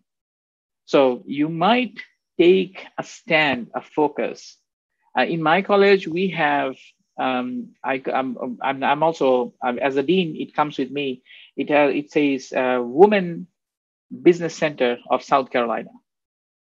We have a director who works in there. We have a manager who works in there. We do a lot of programs. And our main purpose are twofold. One is for the student, not only women students, but male students as well. Not only female students, but male students as well, because male students see women differently. Their voice is suppressed. They are, every time they say, I have a question, yeah, I will come to you later on. Okay. And most of the leaders are men. So you need to change this mindset. There's absolutely nothing that women cannot do. And it should start from that belief. So does your student believe those? Do your students think the same way? You are graduating students with certificates, but are they really educated? Do they really understand the meaning of social justice? What do you mean by social justice? And where does, what are the 4 or 5 principles of social justice? So you can focus these as part of your entrepreneurship and then take it to the corporate. And you have to, as I mentioned to you, volunteer. Show the corporate what you are doing and then request for their resources and help. They will do it, definitely. All right, so one last question by Ms. M. Arasu. How we motivate faculties to interact, engage with corporate? Can you repeat the question? How? How do we motivate faculties to interact or engage with corporate? The most important part is benefit. I mentioned several times today that your university must ensure that this corporate engagements are recognized, in the performance review. So the professor who has asked this question, Dr. Anshu probably, so when he goes for his performance review, the dean should recognize that, yes, when you have gone into the corporate, you have done some research, you have collaborated, and I appreciate that. This needs to be done. Just like you have published last year 3 journal publications. You are working on 2 book chapters. And you have gone for 2 funding or something like that. So this needs to be recognized. And just like your students, if you ask your student to read a chapter and say that there will be no question in the final exam from that chapter, do you think your students will read it? No way. If you do not have a question from a chapter of the textbook and you request your students to read it, do you think that the student will read it? I don't think so. Similarly, when you ask your faculty members to go corporate and not recognize them as part of their performance, better performance, then why will they do it? They're better off teaching and going home. So if you're asking them to go to the corporate, have a structure. In my presentation, I have suggested some structure today. You can look into those and can see how to move forward. So I think it goes to the administrator today to pass on to the university and suggest how to do it. And then probably you can take it to the next level. Thank you, sir. Thank you for being a part of the FDP. It was a very informative session. It is indeed a great honor to have you with us. Absolutely. The honor is all mine. And I really appreciate all of your presence today. It was very engaging. And if you have any other question, you can also ask me through email or through LinkedIn. And please do not hesitate because over the years, I have been part of different universities in different positions. So I'm happy to continue my discussion with you in future as well. Thank you very much. Thank you, sir. So I'm going to turn it off. Okay. Yes, sir. Bye-bye. Thank you all. Thank you, sir. Thank you, sir. Dear participant, before we begin with the second session, please note the session will be for 1 hour, followed by Q&A for half an hour. Please post your questions in the chat box and keep your video on throughout the session. Videos for the session, for all the sessions will be available on JUCMS YouTube channel. The link for the same is posted in the chat box. So now I welcome our second speaker for today, that is Dr. Charan Singh. Dr. Charan Singh is currently working as a non-executive chairman of Punjab and Sindh Bank. He served as full-time visiting faculty and former RBI chair professor from 2012 to 2016 at IIM Bangalore, where he taught comparative monetary policy and policy issues in Indian economy. Earlier, he was a senior economist at an independent evaluation office of the International Monetary Fund, Washington, D.C. from 2009 to 2012 and research director in Department of Economic Policy and Debt Management at the Reserve Bank of India. Dr. Singh earned his doctorate in economics from University of South Wales, Sydney, Australia. He was visiting scholar for more than a year each at Department of Economics, Harvard University, and Stanford Center for International Development, Stanford University. He is now serving as director on the boards of National Housing Bank, Delhi, and NABARD Financial Services Limited, Bangalore. He is also a member of governing board at Policy Foundation, New Delhi, member of Research Advisory Committee at National Bank of Agriculture and Rural Development, honorary fellow, Scotch Development Foundation, and a member of Informal Advisory Group on Housing Sector Issues, IMF, Washington, D.C. With immense honor and respect, I welcome Dr. Charan Singh to address our participants and attendees. Sir will be speaking on the topic, Challenges Facing Indian Economy Post-COVID-19. Over to you, sir.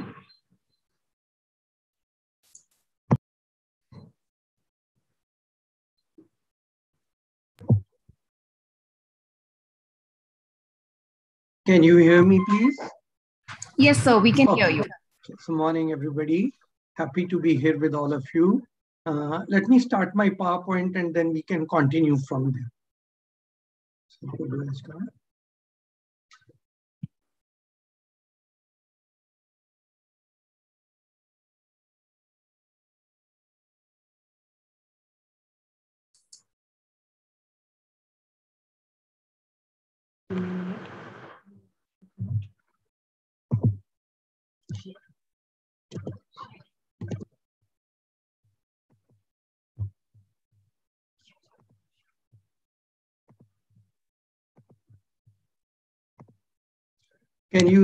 Can you see the screen now?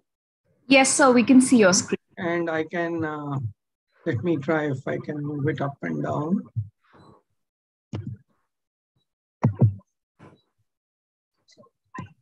Yeah. So let me then start from here. I'm going to be talking about the challenges facing the Indian economy post-COVID. And before I go to the Indian economy, I should tell you the challenges I'm facing post-COVID. I've just come back from the hospital and Professor knows it, Professor Anita. She was setting up the date with me while I was on the hospital bed. So I've just come back and the challenge I face is I start getting cough very fast. So I will, if I get cough, I hope you will understand that I am myself facing this challenge post-COVID.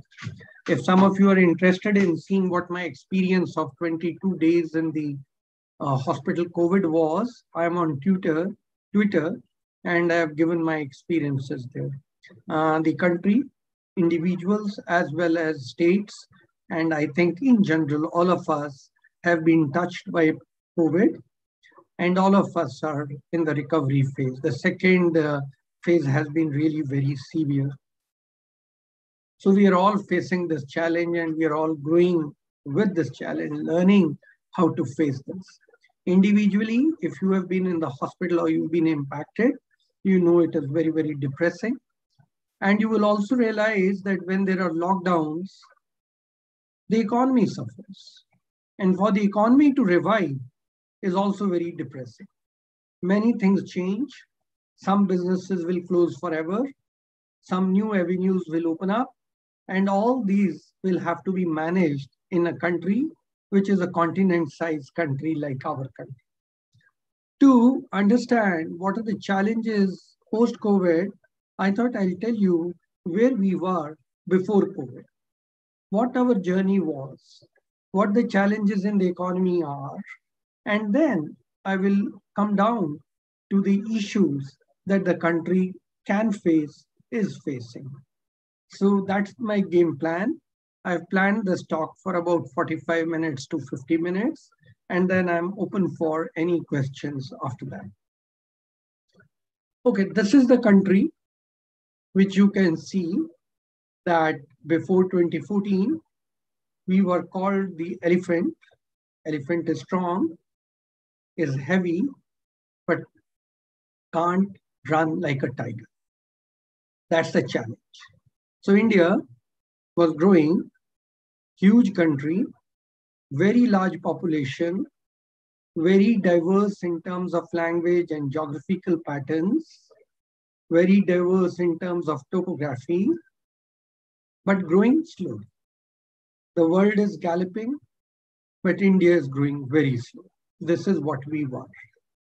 Though we had been making efforts from 1985 to open the economy and grow faster, we couldn't. 1991, we face a crisis. We bring in major reforms, and then we again try to grow faster.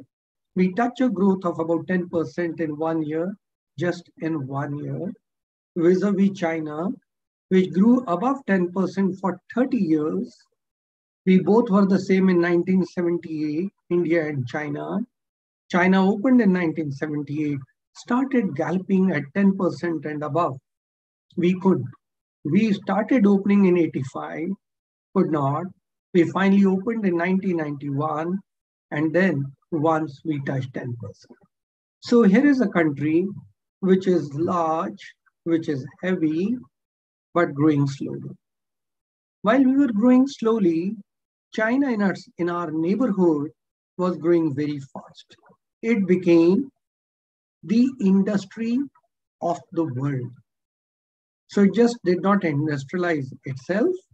It became industry of the world. It was producing things and sending it across the world everywhere, all over the world, including America, Europe, UK. Everybody for their industrial product was dependent on China.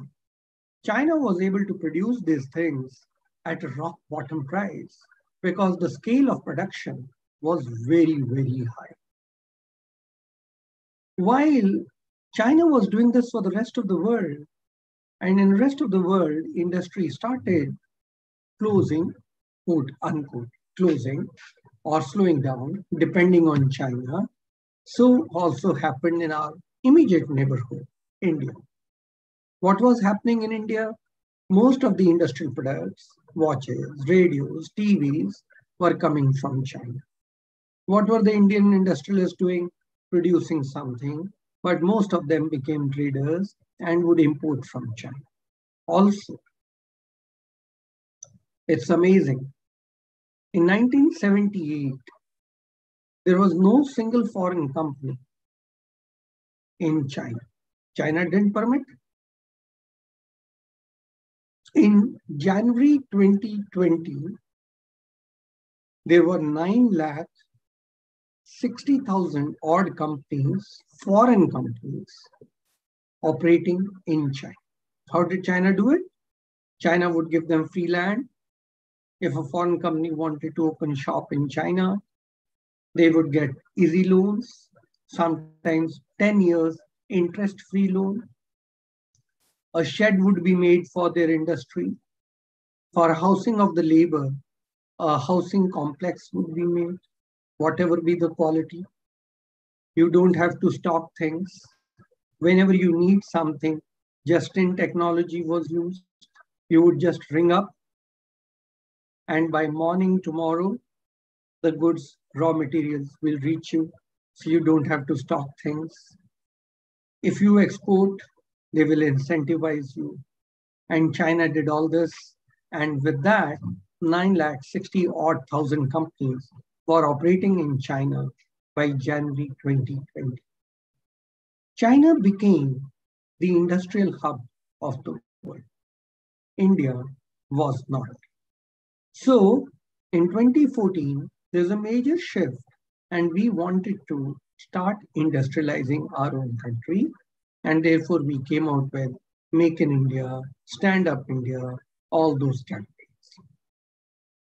So in 2014, we were still a cub, a little boy in the international scene. Much had to be done, right? Now let me show you the figures, this picture, and now the figures. Here is India with an income of about $2.8 trillion, $3 trillion. Here is UK, almost the same income, gross domestic product. Here is USA, $21 trillion income. And here is China, $14 trillion income. Now, on the face value, UK and India has the same income, GDP. But if you divide it by the population in the country, you see what happens immediately.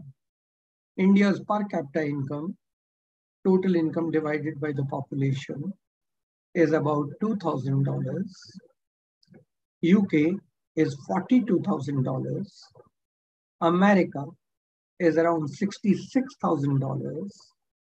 And China is $10,000.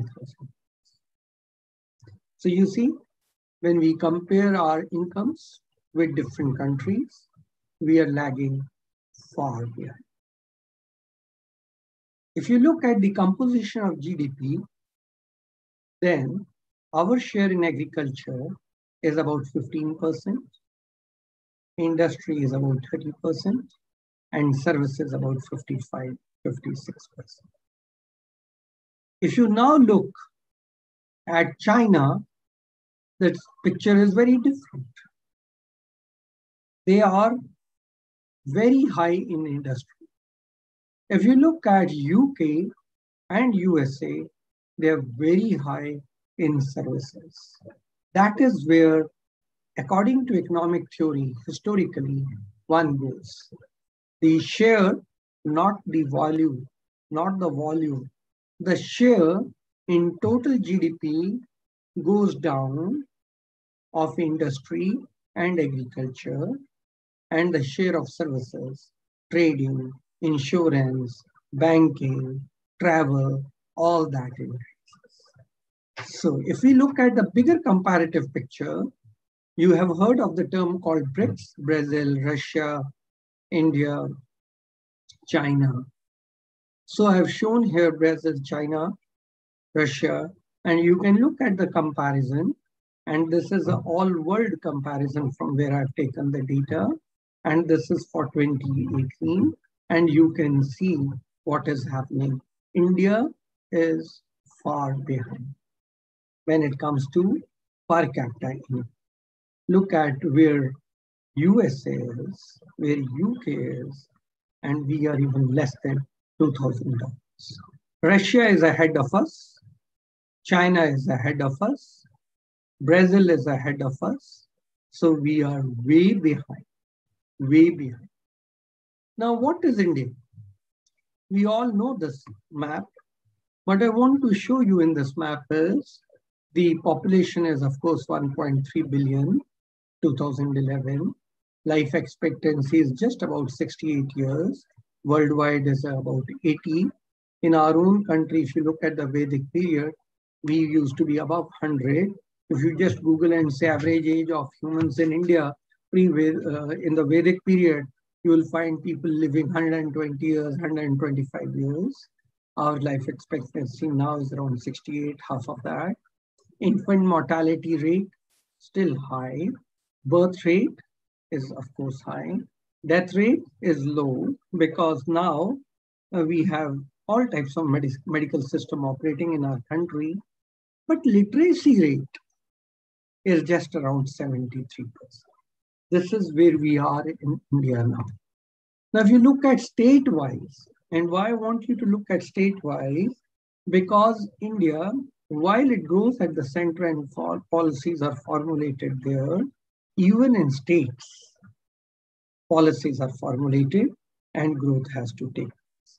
So I thought I'll show you what is happening within the country. Within the country, we have states like Haryana. As you can see, per capita income is 143. And then we have states like Bihar.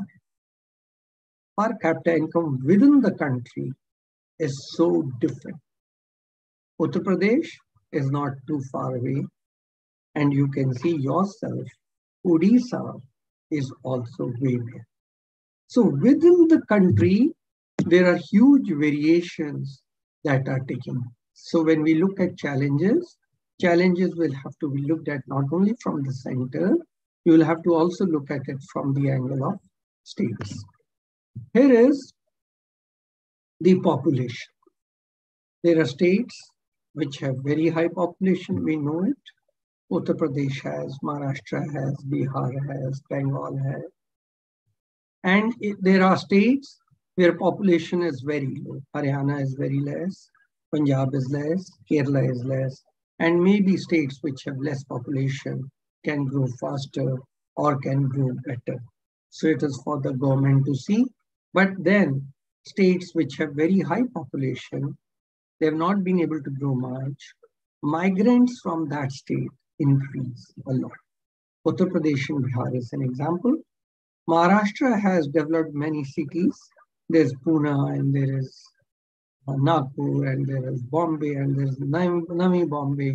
So they're able to absorb quite a few of their own people. But other states are not as lucky to have so many so many well-developed cities to absorb the local population. If you look at high density of population within the country, again, there are lots of variations. Bihar has lots of population given the size of the state and the population residing there. Rajasthan, of course, is a desert and one understands that very well. But density of population means that you have to take care of either the slums or the urban areas, and that has to be factored in. That's also an opportunity. Literacy is one of the worst cases in our country, and I feel very awkward about it.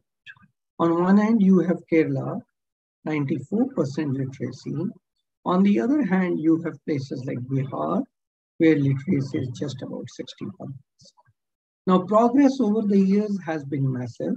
As you know, when the British came to India, we were the richest country on the planet. We were accounting for about 20% of the world GDP. America today accounts for about 21% of world GDP. So when the British came and started dividing and ruling over us, and I don't blame the British, if you look at history, even Indian princes, Indian kings played a role in inviting the British and teaching lessons to their neighborhood kings. We all know the history, so I'll not go into that. But all I'm trying to say is, when the British came, we were amongst the richest countries of the world. And when the British left in 1947, we were amongst the poorest countries of the world. Our literacy rate, when the British left in 1947, was around 15%. Otherwise, we are a country of Vedas and Shastras and Puranas. And we are the country where these were written in Sanskrit. So we are a very literate country in that sense. But if you look at the literacy level as defined in modern sense, in 1947, we were around 14%. There are estimates which say the poverty levels in our country, and our country was a sparrow of gold, the golden sparrow. People came from different parts of the world to look where India and what India is. You know, many voyages were taken by many adventurers to discover India. But what the British did to us in those 200, 300 years is, our poverty level was as high as 90. This is what British did to us. So whenever I used to go to London and look over those beautiful, beautiful buildings, their lovely museums, their excellent roads, I would always get a feeling there's India in this. You people have looted us, cheated us, and you have ruined us. In any case, the point I'm trying to make here is from 51 to 2011, there is progress in the literacy rate, but then we were a country which was a highly literate country. And how our literacy and education system was destroyed by the British, I invite you to please read. For my limited purpose today, we are still not made it to a high literate country. When you look at 73% as India's average, literacy is defined as I can read and write my signature. If you want me to read a line, over. If you want me to read a paragraph, impossible. And you want me to read, understand, digest, and form an opinion, not more than 30% of Indians probably are capable of doing it, because our literacy rates are still very, very low. You and me both are aware of the literature, which shows that a 5th standard student can't read a 2nd standard textbook. So we are all aware of it. But all that I want to say is long way to go in this. Here is the infant mortality rate. Within the country, you can see there is severe variations. Kerala, with its health services, and the kings of Kerala have been doing it for more than 100 years, focus on education and health, and the results are here to see. Uttar Pradesh, Bihar, way behind. Children, infant mortality is very high. Here is basic amenities on drinking water. Till 1981, many states did not have. Luckily, by 2011, we have made good progress. Now, here is something which is heart-wrenching, and it is very relevant for all of us today. There are states in our country where 50% of the population is below the poverty. And poverty line in India, this is 2011-12. You must be aware of the debate between Montek Singh Ahluwalia, Suresh Tendulkar, and Dr. C. Rangarajan. Where is the cutoff of poverty? And you know that the cutoff of poverty in that year was around 50 rupees in urban areas and 30 rupees in rural areas. And everybody challenged Montek, can you live in 50 rupees? Right? You must be aware of that debate. I don't have to remind you of that debate.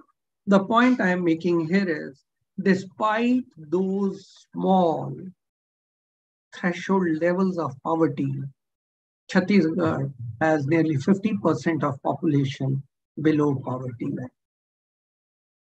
Let me also share with you, the rest of the world is moving to defining poverty either at $1 or $1.25, and some countries at $3. We were fighting at 50 rupees, which is less than. So this is the state of plight in which we were operating and defining our poor people. You can argue with me and say the purchasing power parity holds. In India, things which are sold at $3 in America can be found in India at probably 60 cents. I can agree with you. So 1/5, and therefore my comparison of $3 and 50 rupees should not be taken on the face value. I agree with you. But despite that, the poverty levels in the country are very.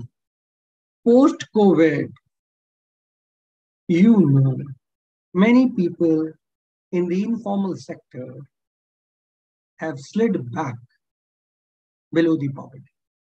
So that's a cause of concern. And we all have to think, how are we going to tackle this? Because if we don't tackle this, a man who's poor, who can't afford a lunch or a meal for his hungry mother, aged grandparents, his wife, and young children, for him, there is no ethics. There are no moral values. To steal, to rob, to beat someone and grab the food is justified. If we do not want petty crimes to increase, if we want the society to be quiet, then we have to ensure that they have some purchasing power. The government is within its right and doing the best it can by providing free food to 80 crore people till Diwali. But what they can provide is only rice and wheat and lentils. They can't provide fresh vegetables, fruits, eggs, and other things which we all need. They can provide me free medical facility when I fall sick, but they cannot provide me wellness. The school education, the fees to be paid, the medicines for my aged parents or my mother or my children, where will they all come from? So therefore, people who fall below the poverty line are then a potential threat to the society around them. One has to think of the pros and cons. I'm very proud to tell you, and Madam Shilpi Agarwal introduced me and she told you where all I've been around the world. I'm very proud to tell you that India is a country where every religion thrives and prospers. Probably this is the only country where the Jews, the Sikhs, the minorities are thriving and prospering. And a country where there is so much of diversity in terms of their population. In most other countries that I have traveled, they're highly dominated by either one religion or maximum one religion permitting some others. When I've asked that how come you are a country just with one religion, and they say, well, if we are one religion, we have many sects within our. In any case, I think India is the most secular and diverse country. And the beauty of India is the states. Here we are. Now look in the states, how different religions are represented. And it is so beautiful that we all coexist, we all prosper, we all have faith in each other, we trust each other, and then we grow. So that mutual love and trust with which we became the golden sparrow, where people from across the world would come and seek shelter and refuge here because they were being hurt by the rulers on their language or on their religion. We are a country very fertile where we bring diversity and we stay together.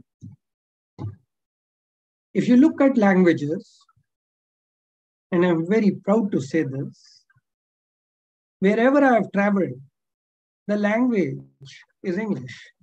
And I used to tell them and tease them, what is your mother tongue? And they'll say English. I said, no, that mother tongue English can only be of people who live in England or the British. How can a Spanish say that his mother tongue is English? Or how can a Chilean say his mother tongue is English? How? But you will be surprised across the world, wherever the British went, English became their mother tongue. Unlike India, where despite their 300 years or 200 years of rule, English never became our mother tongue. We at home speak our mother tongue. In public, I may speak English, but when I come home, I will still speak Punjabi. I may eat pizza in a restaurant, but as I come home, it's either idli or dosa or parantha or lassi. I may drink Coca-Cola in a public place. I may wear a suit and a tie and a scarf when I am in a public place. But as I reach home, I wear a lungi or a pajama, and that is my dress. So the point I'm making is the cultural values that we Indians have retained, be it in terms of language, be it in terms of food, be it in terms of dressing up, is something which makes me very, very proud. And why today, when it comes to COVID and taking precautions, world over, the haldi doodh, the haldi is being used because for 5,000 years, our Ayurvedic science has taught us that herbs can strengthen your immunity, and we live with it. While the world experimented with all types of medicines, plasma and remdesivir, all types of medicines, and finally WHO said, no, not even this, not even this. Indians tried their level best to build their immunity. And of course, if they had to reach the hospital, they took whatever the doctors did. But the cultural strength of India, the strength of the mother tongue, was retained by Indians despite so much of alternate rules that came from different parts of the world. Now I'm going to show you, and I want you to ponder over these few slides with diligence and concentration. Rest of the world, when taxes are collected, tax to GDP ratio is generally between 30 to 40%. In some countries, it exceeds 40%. Mostly between 30 and 40%. When we say taxes, we are actually empowering our government. And when I say all India, this includes center, state, local bodies. We are empowering our government, be it the center, be it the state, be it municipal corporations, be it Panchayati Raj institutions. We are empowering our government to take collective decisions and build national assets. A hospital is a national asset. A good university is a national asset. If we pay taxes to the government, which are less than 17%, and the government has to run the army to safeguard our borders, otherwise enemy will run into us, run the police to have internal security, have the judiciary, have the civil services, run the parliament, and pay the pensions. With 17% of tax collection, all that you can do is hold basic necessities. In the rest of the world, you have 30 to 40% tax collection. Just imagine if we had a hospital network, very good hospitals of allopathy, Ayurveda, homeopathy, where beds were available, where oxygen plants were available, what would have been the impact of second phase of COVID? Just imagine. Now what happened when second phase hit us? Almost every house bought an oximeter. Where was the oximeter made? In China. Anybody who could afford went for a concentrator. Concentrators which were being sold for 25,000 rupees earlier were sold for 95,000 rupees. You and me know it. And I bought one at 97,000. If we had hospitals, those concentrators, those oximeters were not required. Many families, each one of us, have invested in something or the other, but if hospitals were available, we would not have needed them. Now those oximeters, now those concentrators, after 2 weeks of use, will go in the store and are redundant. Had we contributed to the national exchequer, of course, ask the politician for accountability and build national assets, would that not have been better? And now I'll show you the second picture. Here is India. Please look at it very carefully. Persons engaged in organized sector, 42 million. This is the data for 2016. Individuals filing return for salary income, 17 million. Individual sector, individual enterprises, 56 million. Number of returns filed, 18 million. Can you see what is going on in this country? Where are people? What are they doing? Look further. Registered companies in the country, 1.4 million. Companies filing return, 0.6 million. Companies, they employ chartered accountants and still they don't file returns. Companies declaring zero income or even losses, 0.3 million. So out of 1.4 million, 0.9 million are written off. Companies declaring profit of less than rupees 1 crore, 0.3 million. Companies declaring profit between 1 crore and 10 crore, only 28,000. Companies showing profit of more than 10 crore, 7,000. Now I ask you, just apply your mind. Do you agree with this data? If you look at Andheri, West in Bombay. Look at Juhu. Look at Bandra. Is this 7,781 accurate? We look in Delhi, look in Kolkata, look in Chennai, Hyderabad, Bangalore. Do you think this data is correct? This data is from the speech of Arun Jaitley in the parliament. It can't be doubted. But from here, you can immediately make out that Indians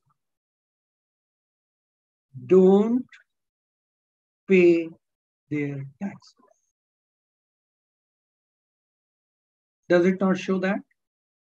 Come, I'll show you something more.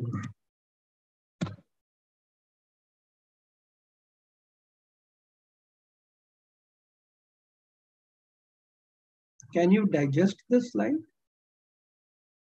Individual tax returns, 37 million. Below exemption limit, 1/4. Income between 2.5 to 5 lakh, 1/2. Income between 5 and 10 lakh, 5 million. Above 10 lakh, 2 million. And salaried class is the class which pays their taxes. But salaried class will move in 800 Maruti, or still use an Ambassador or a Fiat or the smallest car possible, and they pay their taxes. And what do the rest do? They drive the most expensive cars. They have their meals in 7-star plus hotels. They live in luxury houses. Their children study abroad. They travel by air. Many Indians own yachts, but they will not pay taxes. And then when COVID hits, they will blame the government and say, you didn't do this and you didn't do that. It's just the decency of the government which says that for the last 60 years, you hid your taxes. I came out with various schemes. You never declared your income. I came out with demonetization as a frustrated attempt to get your black money out. Again, you cheated me on that. The government can also say that. And let me tell you, demonetization is not a rocket science. I worked in the Reserve Bank for 25 years, and it's very common sense, simple. You put a 10 rupee note in circulation, put a 20 rupee note in circulation, put a 50 rupee note, 100 rupee note, 500 rupee note in circulation. The 10 rupee note comes out because it's soiled or torn within 6 months and it has to be burnt, but accounted. A 50 rupee note comes out in about 9 months to be burnt because it is soiled or torn. 100 rupee note will come out because people will respect a 100 rupee note. It will come out within a year. Do you know? You put 500 rupee note in the system, it never came out. No rocket science. It's common sense. Where did 500 rupee notes go? We introduce a 1,000 rupee note. Same thing happens. It never comes out. It just goes and sits somewhere. Where does it go and sit? So it's not rocket science at all. And then when the government says, look, black money is getting hoarded, get it out. See, we all pay taxes. I go and buy a scooter, tax. I go and buy a refrigerator, tax. I go and buy a good cycle, tax. I buy a car, tax. I buy a fan, tax. I register a house, tax. We all pay taxes. But the amount of evasion, that avoidance that we Indians did is mind-boggling. And then we blame our government, which I think is unfair. So on black money, many estimates and many companies, many times an attempt was made. Some people said nearly 60% of the economy is in black, unaccounted. Some said no, about 30%. But since times of our independence, this has happened. I'll tell you a very fascinating story. In 1935, when the Reserve Bank was set up, they had 1,000 rupee note, 5,000 rupee note, and a 10,000 rupee. In 1946, the British realized, they were still ruling India, the British realized that these notes which we are putting in the system are being hoarded. And the first demonetization of the currency took place in 1946 by the British of 10,000, 5,000, 1,000 rupees. Tendency of Indians to not declare their incomes.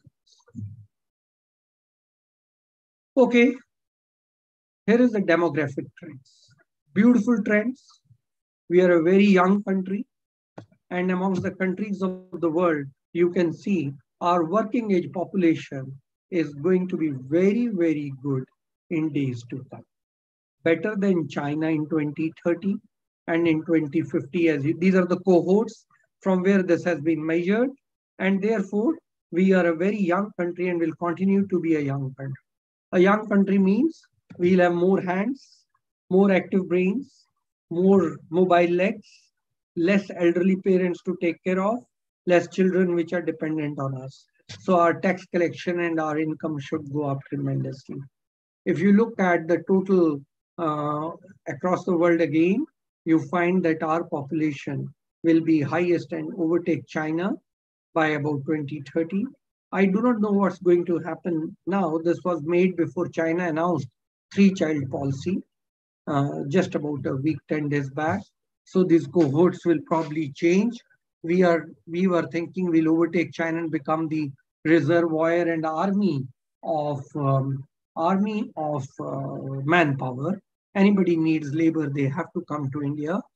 This is what we had thought. But now China has come up with a 3-child policy, and maybe we'll have to revise our figures. So what is India then? We give high returns on investment. We have a large market. We have a large population. And I told you, our market and population, though different languages, different religions, but we all are so similar in our tastes and likings that anybody who wants to make an investment and just put things in English and Hindi, and you can sell the product in this large market.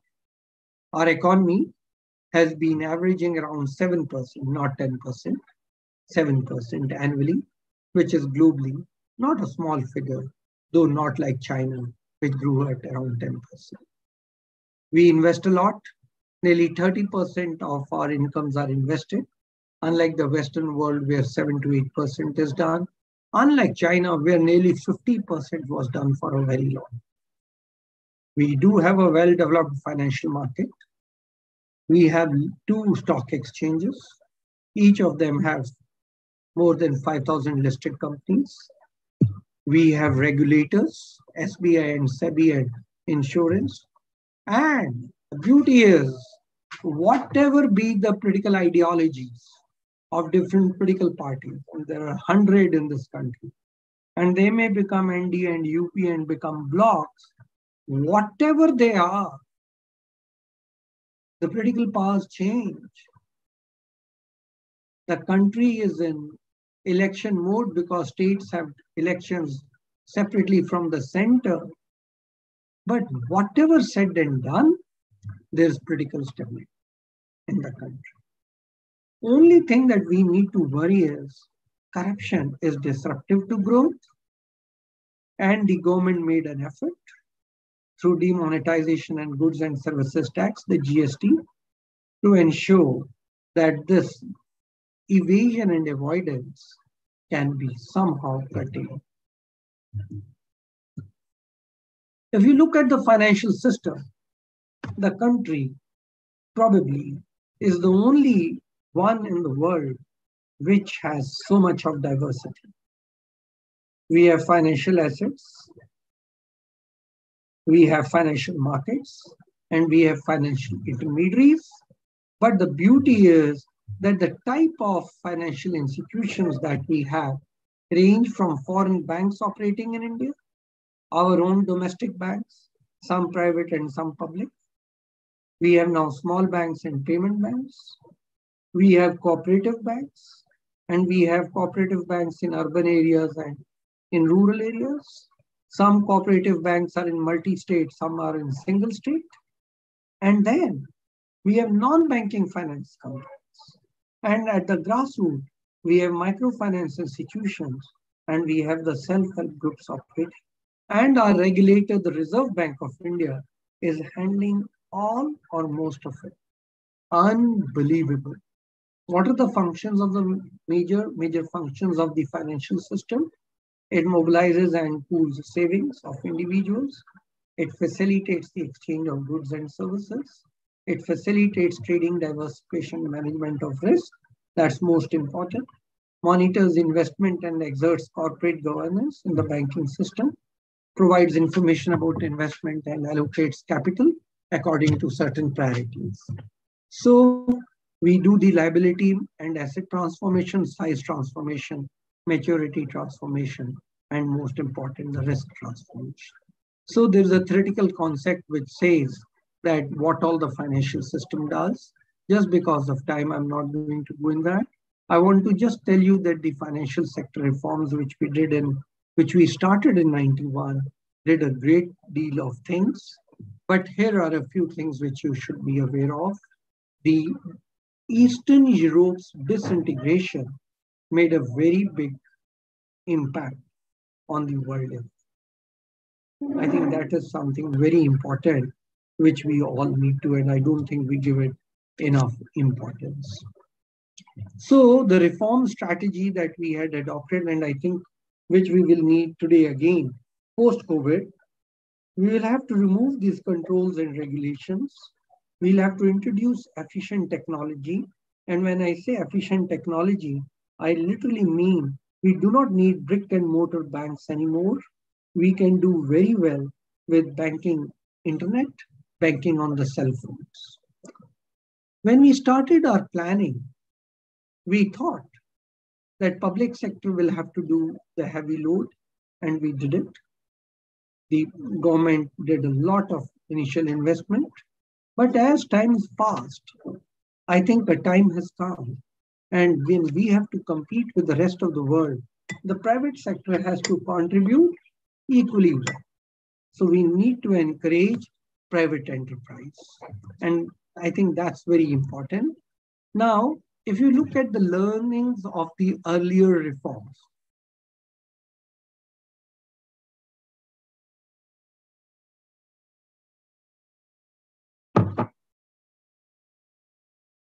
very cautious and proper sequencing of measures, providing adequate opportunity for discussion, consultations, and implementation, so that we can all move forward together. The reforms had to be sequenced in a way that each one reinforces the other. And we had to build a financial infrastructure, which we did. Banking sector is so beautifully regulated. And we had to set up markets, which again we did, money and the government and the foreign exchange market. Now, in all this, the banking sector plays an important role because the banking sector provides the oxygen for various other sectors to grow and flourish. If industry has to grow, MSMEs have to grow, agriculture has to grow, then we have to give them sufficient financial support and resources. That is what the banking system does. In the course of economic growth, initially, family and friends help finance business, then the banks help, and then the stock market helps. So in Western world, the banks may not play that important a role, and stock markets may play a bigger role, but you know what happened in 2008 when the banks were taking very dangerous steps of lending to subprime customers. We all know what happened. So banking industry, despite the country and the economy advancing, continues to play a very important role. So the number of commercial bank branches that we have in our country, as you can see, have expanded tremendously from 69 when we first nationalized the banks. Look, we have come full circle. Today, we are thinking in terms of privatizing them. And I think that's the right strategy, because if you have nationalized banks, you have to pay them from the national exchequer. People's tax has to be diverted to the banks. But if the banks are in the private sector, firstly, they learn to be more responsible. And secondly, at least the government doesn't need to bear the burden of it. The question is, why were the banks first nationalized in 1969? Officially, it was to bring in the poor.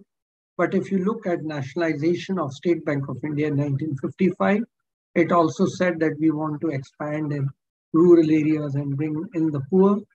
Hardly happened. In 69, the same thing was said. In 1980, the same thing was said to nationalize more banks. But despite saying all these things, we know that by 2014, only about 50% of Indians had a bank account and 50 were out of it. And then the Jan Dhan started. So I've already explained this to you, that we are in a very complex banking system in our country. And we have the shadow banks, which is non-banking finance companies. We have the non-performing assets, on which I'm going to come at the end and speak a little bit more. Despite this banking activities done, the financial inclusion part had to be done in 2014. And this, I think, is the most beautiful graph that I can show you. In 1951, when we started, the money lender, and this will not add up to 100 because many people fund and finance, I've just taken the money lender and the banks. So the money lender accounted for 70% of finances in the rural area and banks only 4%. Then we started nationalizing State Bank of India in 55. 1969, more banks were nationalized. And you see the share of banks increased to 22% by 1971. In 1980, we nationalized more banks, and nearly 56% of rural credit was with the public sector and commercial banks. That started changing. The money lender made a stage back, and you see that by 2013, money lender share had started increasing in the rural areas, and that of commercial banks had started going.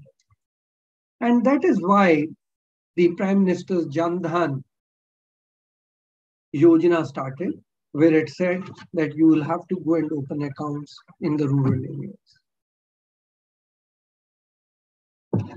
So now, post-COVID, are we ready for a $5 trillion economy? Are we sure how the money is traveling across the country? The Reserve Bank keeps changing the interest rates. Does it reach you and me? Do we benefit from it? Is the communication from the monetary authority and the fiscal authority able to convince us and take the economy along? Do we have the technology in place? And are we ready for a $5 trillion economy? Are our banking system and financial institutions properly regulated and supervised?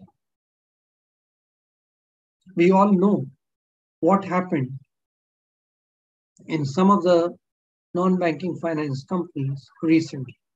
We also know what happened in some part of the Reliance industries and how the commercial banks had to bear the brunt. Yes, we have various types of banks. Should we consolidate, merge, or privatize them? What to do with the NBFCs? NBFCs in America, shadow banks, account for 50% of the banking business. In our country, they account for 13%. So there is scope to grow, because what NBFCs do, they reach the last mile where banks don't go. They finance small MSMEs. They finance housing projects. But are we ready? And are the NBFCs ready to usher in a $5 trillion economy? Do we know who the owners of NBFCs are? Who are on the board of NBFCs? We have no idea. How about microfinance institutions? Again, the default in microfinance institutions is expected to be very high because post-COVID, the non-performing assets are going to shoot up. People in the informal sector who have been playing an important role in MFIs are no more employed. Can they repay back loans? The ecosystem that we need for a $5 trillion economy. And are we all ready? I was in a meeting at FICCI when they had invited a Japanese professor. Knowing that I'm a professor, the Japanese professor engaged me in a discussion in full view of the total hall. So there were other people there. And he asked me a question. He said, Professor, are you ready for a $5 trillion economy? So if I ask you this question, you'll all promptly say, yes, yes, yes, why not? More the better. So I said the same thing. He said, no, you're not ready to be a $5 trillion economy is not the end. Because after 5, you have to be 10. And after 10, you have to be 20. By the time you will be 20, America will be 40. China will be 38. You will still be the 3rd largest economy or the 4th largest economy. What have you gained? Secondly, to be a $5 trillion economy, do you have that confidence? Do you have that in your language? Does it reflect in your personality? You know how an Amani behaves vis-a-vis how I behave. To be a $5 trillion economy, how many of us will have the confidence, the positive attitude to conquer that fire in the belly to be the richest and conduct yourself as an Ambani? How many? None. We talk, but we don't plan. And the Japanese professor taught me this in such a rough way that I couldn't sleep for a week. I'd never thought to be a $5 trillion economy, you have to be a first $5 trillion head. And then it will translate into a $5 trillion. I don't think we are there. Some of the topics which I want to touch now very briefly are inflation targeting. Lots of work done. Is inflation targeting appropriate for India or not? There is a divided house. Is inflation targeting appropriate for the world? There's a divided house. The way inflation targeting started, it has no rigorous analysis. It does put some accountability on the Reserve Bank or monetary authority, but it also has an escape clause. If the times are uncertain, if there are difficulties, you may not be able to achieve it. And therefore, your not achieving it will not be penalized. The issue is, when you are in a crisis like we are, what should be our target? Doing inflation targeting or doing growth? And there is a divided view. Some people think inflation hurts the poor the most, but then others think if there is no growth, the poor are dead. So growth during difficult times should outweigh the target of inflation. Does it mean let inflation touch 100%? No. What it means is, if inflation goes about 8 to 10%, start looking at it. But growth should be the target. Can inflation be controlled overnight? Today you got the figure at 8%. Can you control it and say tomorrow I'll bring it down to 6%? No, not possible. Inflation targeting clearly means there is some passage of time between movement of the instrument and the achievement of the target. So that varies in different countries. In some countries, it is 2 years. In our country, it's estimated at around 3 quarters. Very difficult dilemma. I think post-COVID, government will have to focus on growth rather than inflation. And government can say that we will go on flexible inflation targeting. If inflation goes beyond a certain threshold, we will start focusing on inflation.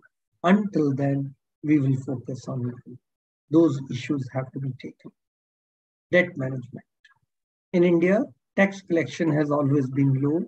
People have been avoiding and evading taxes, as I've showed you.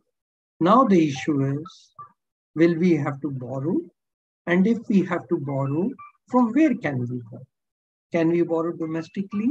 Maybe, may not. All people are under financial stress.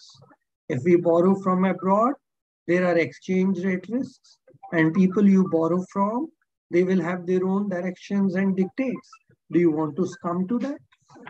Should you borrow from the Reserve Bank of India? And if you want to borrow, how much should you borrow? Those are the type of concerns one has to handle post-COVID. Now, these are not easy issues. Can't be settled in the classroom. Policymakers have to dwell upon it. Should we, and there's a debate, and some industrialists have said, we should print money to grow. I found it very, very interesting. And there was a debate on NDTV, and people pushed me out. But I asked them a simple question. If you do not increase, sorry, as I told you, I'm still recovering from post-COVID. Forgive me for cough and sneezing. Printing money when the goods are the same can only become inflationary. Rather start projects, and I welcome you to please listen to that NDTV debate which happened. You will see all types of views. It's just about 25 minutes. If you go on Twitter, you will find my comments at length there. But I don't think printing money to grow is the way out. If that was the way, African countries would have done it long time ago. And countries which have attempted it, they have found it that, just give me 1 second, please. This is a call coming persistently, half a second.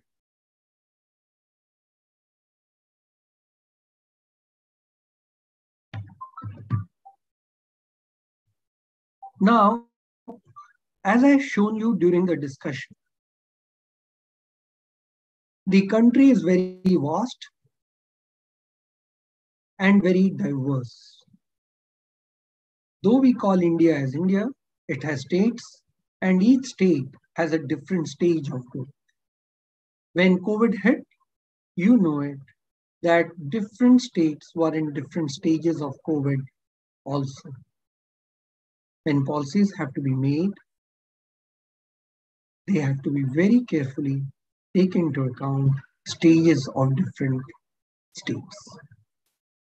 Similarly, sectors, textile, steel, iron, chemicals, pharmaceuticals, tourism, hospitality, hotels, they all have different path of growth. And they all have different situations. There are huge investments done in some, which probably will take a long time to recover now post-COVID. On the other hand, fast-moving drugs, pharmaceuticals, they will be making huge progress in immediate post-COVID period. The policies that we will have to think of states and sectors, and it's not easy. We have Northeast, totally virgin. We have not developed it. It can be used as a reservoir of potential growth now. 960,000 foreign-based companies operating in China. Even if half of them come to India, we would have created employment within our and reduced poverty. The trends which we see post-COVID worldwide, the export patterns, the mortality rate, the need of manpower to run in advanced countries, their basic necessities like trains and trams and buses and museums and offices, we have an opportunity to train our manpower and send them to those countries because we are surplus in man. And I would like to conclude by saying, do each one of us have a vision for our country, which we can transmit to our politicians, our policymakers, and to the government at the local level, at the state level, and at the central level. According to me, none of us have. And according to me, as taught to me by the Japanese professor, unless we have, it will not translate into the political ecosystem which we want to change. So we have to all start thinking, writing, contributing in debates and print media of where India should be. What is the vision in that big India? What will be the role of the banks, of the non-banks, of MFIs, of iron and steel, of pharmaceuticals? Where will it all fit in? What manpower? How much finances? Who will play that role? I haven't seen any document like that. In case the third wave hits, in case another type of ailment hits, what is our health plan? The education system, which was given to us by the British, which made us subservient, which makes people grow for Goldman and McKinsey and BCG. Is it that we need? Or do our people deserve education system where I can encourage the entrepreneurs to grow and start their own business and go and conquer the world? We all need to think. Post-COVID gives us an opportunity to reset our thinking and take the country back to the golden sparrow era. Thank you. Thank you so much, sir. Now we will take up some questions.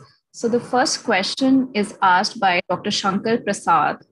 How much portion of our forex reserves can we afford to use in our economy during these financial crunch? So let me tell you about foreign exchange reserves. I understand everybody here is a professor, and I would welcome you to look at my article in Economic and Political Weekly on foreign exchange reserve. Just type my name and you will get that out. I have a working paper also at Stanford University on foreign exchange reserves. Many people say, and I have had individual debates with those people. And let me say, many quote unquote stupid people say we should use our foreign exchange. In 1991, if you read the history, how we went with a begging bowl to IMF and the World Bank and Bank of England, you know for what? For just about $400 million. Maybe I'm giving you a wrong figure. It's in the article. I didn't actually prepare for this question. Or maybe it was $40 million, very small amount. And what they made us do? And what did the 1991 when they finally gave us the money? How did they give us?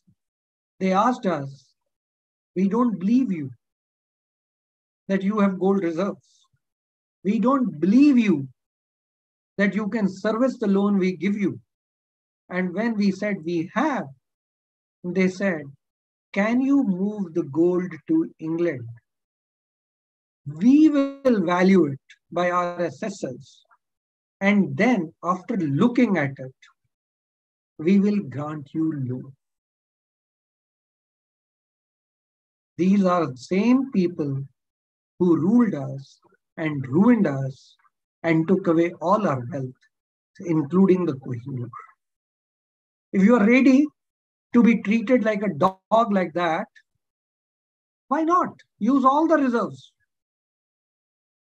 But if you want to live with dignity and self-esteem, build your reserves. What is an adequate size of reserves? So, Rangarajan and Reddy, Rangarajan was the governor, Reddy was the Joint Secretary, Ministry of Finance, Joint Secretary, I think in External, or maybe Ministry of Finance. 1993, High-Level Committee on Balance of Payments recommended. Rangarajan was the governor and chairman of that committee. Reddy was the joint secretary and the secretary of that committee. Both of them came with the conclusion that at least 1 year of import cover, as well as any repayments that have to be done, your foreign exchange reserves should be equivalent of that. By the way, what are foreign exchange reserves? You're looking for safety, security. In that, you're not looking for interest. You're not looking for income. You're not looking at yield. You're looking at security. So Reddy and Rangarajan in 94 said that we would like to keep 1 year of import cover as well as payment scheduled during the year. 97-98, the Asian crisis takes place. Alan Greenspan, the chairman of Fed, and Guidetti, the finance minister of Argentina, they sweat it out. And in 99, they come out with a rule called Greenspan-Guidetti rule, which says, and bullshit it says, which says that you should have an import cover of 6 months. Rangarajan Reddy said 1 year.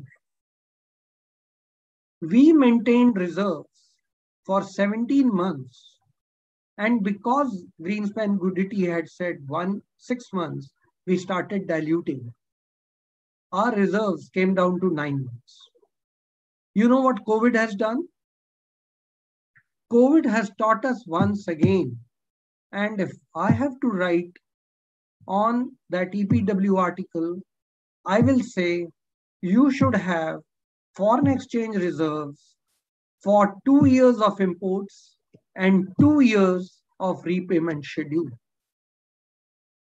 If you don't, with a begging bowl, you will go again. The rest of the world is waiting for the largest democracy to hit the dust. Your neighbors are waiting.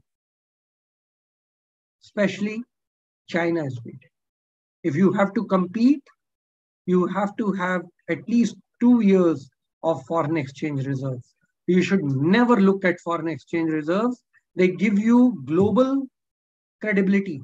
Rating agencies, leave aside. There are enough people outside who would like to see India crumble because it has the potential with its rich demographics, rich discipline, rich English speaking, rich computers knowledge, and its regulators and institutions. It is the most safe destination for rest of the world. And therefore, you are under attack. You are always watched. So if you believe me, read that article and form your own judgment. 2 years of foreign exchange reserves are a must. Thank you. Thank you. Such an elaborate answer. So there's a Another question by Dr. Shankar Prasad. Is it right on government to increase excise duty on oil prices, hereby burdening the consumers? Don't you think this is a kind of austerity measure? This is a very interesting question. But in a country where nobody wants to pay taxes, what should you do? You have to put the soldiers on the border. You have to pay them their pension. You have to maintain internal security. You have to put money and give free vaccines to everyone. Where will the money come from? You want us to go and beg at the IMF and the World Bank again? As it is, we have cut a sorry figure with our dead bodies floating in Ganges. What do you want us to do? Where will the money come from? So you have to pay. Because for last 70 years, we have been avoiding taxes year after year, despite various schemes being introduced. Where are the reserves and reservoirs? We have some buffers in the Reserve Bank. That is why they are able to control the banking system. But where are those assets on which we can fall back upon? And you say that you can sell a bank. In a difficult time, can you sell a bank? You will sell it at the rate of just copper, but it is solid gold. Can you get the right price for it? And 10 years later, the opposition will come and say you sold a healthy bank at a rate of nothing and you ate away the money. How will you handle that? Firstly, nobody is there to buy a bank. Secondly, how will you value the bank and price it? What will be the repayment schedule? Which asset are you able to sell? Can you sell factories? Can you sell industry? Can you sell the Navratnas? Who's there to buy it? So we are paying for a collective sin. All of us who have avoided and evaded taxes, we are paying for our collective sin. The government needs money and doesn't need money for its own self. It needs money to protect us and to ensure our safety and to take care of our own health. So my own feeling is that before we criticize the government, we have to introspect as a society, what have we done? And we have to understand what the government is doing and what their requirements are before we criticize. This is my personal opinion, which I'm sharing with you, that there are very few avenues which will provide you with resources during difficult times. That is why nobody has asked a question, but I will take that. You know that the governments are willing to provide alcoholic drinks at your doorsteps because they give you revenue. They are the only ones which give you revenue. So therefore, in difficult times, difficult decisions have to be taken.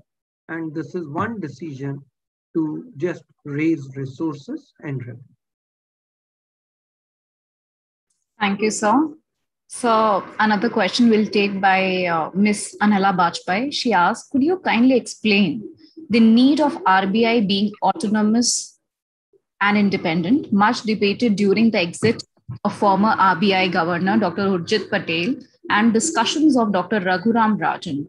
Secondly, should the head of RBI should be decided by the government or the board? Or the board. See, we are all professors and we love reading. Can I request you to please Google and say independence of a central bank, Charan Singh? You will see lots of articles that I've written in plain English talking about the autonomy of the central bank. Alan Greenspan, longest serving chairman of Fed Reserve being the strongest, the most robust, and most credible central bank in the world, which accounts for supply of dollars and the retention of the value of dollars. It's the international reserve currency. 80% of the world trade is done in dollars, even when America is not a party to the trade. You can't find a better spokesman than Alan Greenspan. And Alan Greenspan says, I'm independent within the Congress. Who can be independent? Tell me that. When did the central banks come into existence? When did India's central bank come into existence? 1935. Currency has been here for 5,000 years. When did America's central bank, Fed Reserve, come into existence? 1913, I think. In 1900, there were hardly 10 central banks. Today, we have 185 central banks. So unnecessarily claiming that I should be independent. Independent of what? You are a technocrat.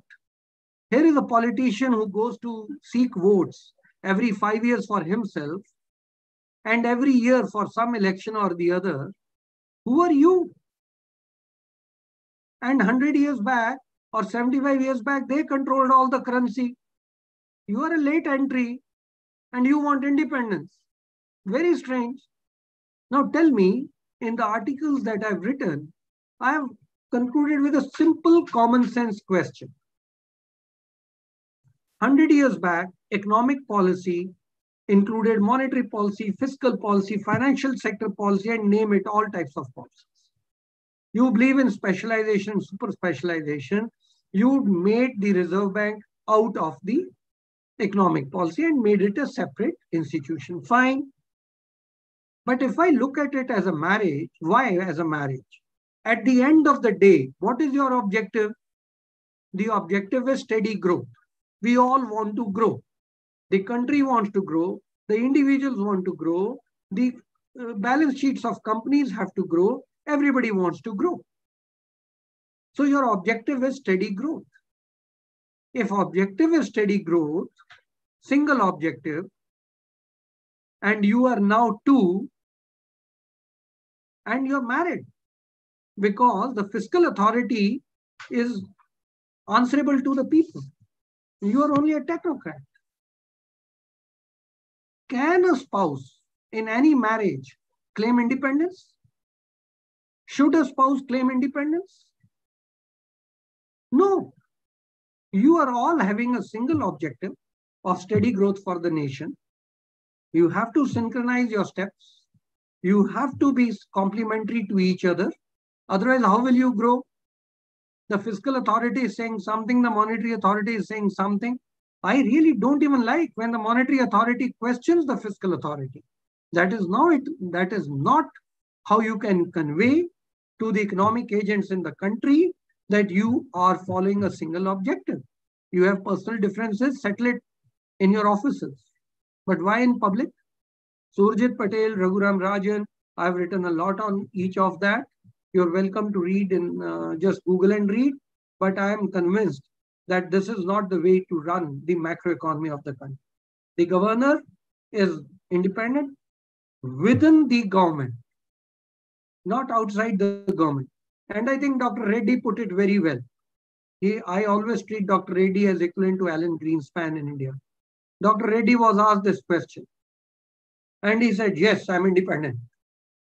And I have been permitted to say this by the finance minister of the country. That is all. Okay, thank you. Thank you, sir. So next question is by Mr. Chandran. He has asked this question on YouTube. What is your view on digital currency and Bitcoin? Because now... Excellent question. Excellent question. Yes. You tell me one thing. Are you ready to hold Bangladesh currency in your pocket? No, sir. Are you ready? Are you ready to hold currency of Nigeria in your pocket? No, sir. No? Why not?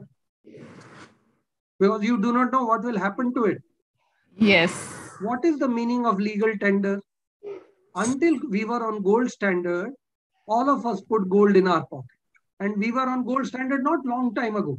If you read about the gold standard, you know that before the world wars, all the world was on gold standard.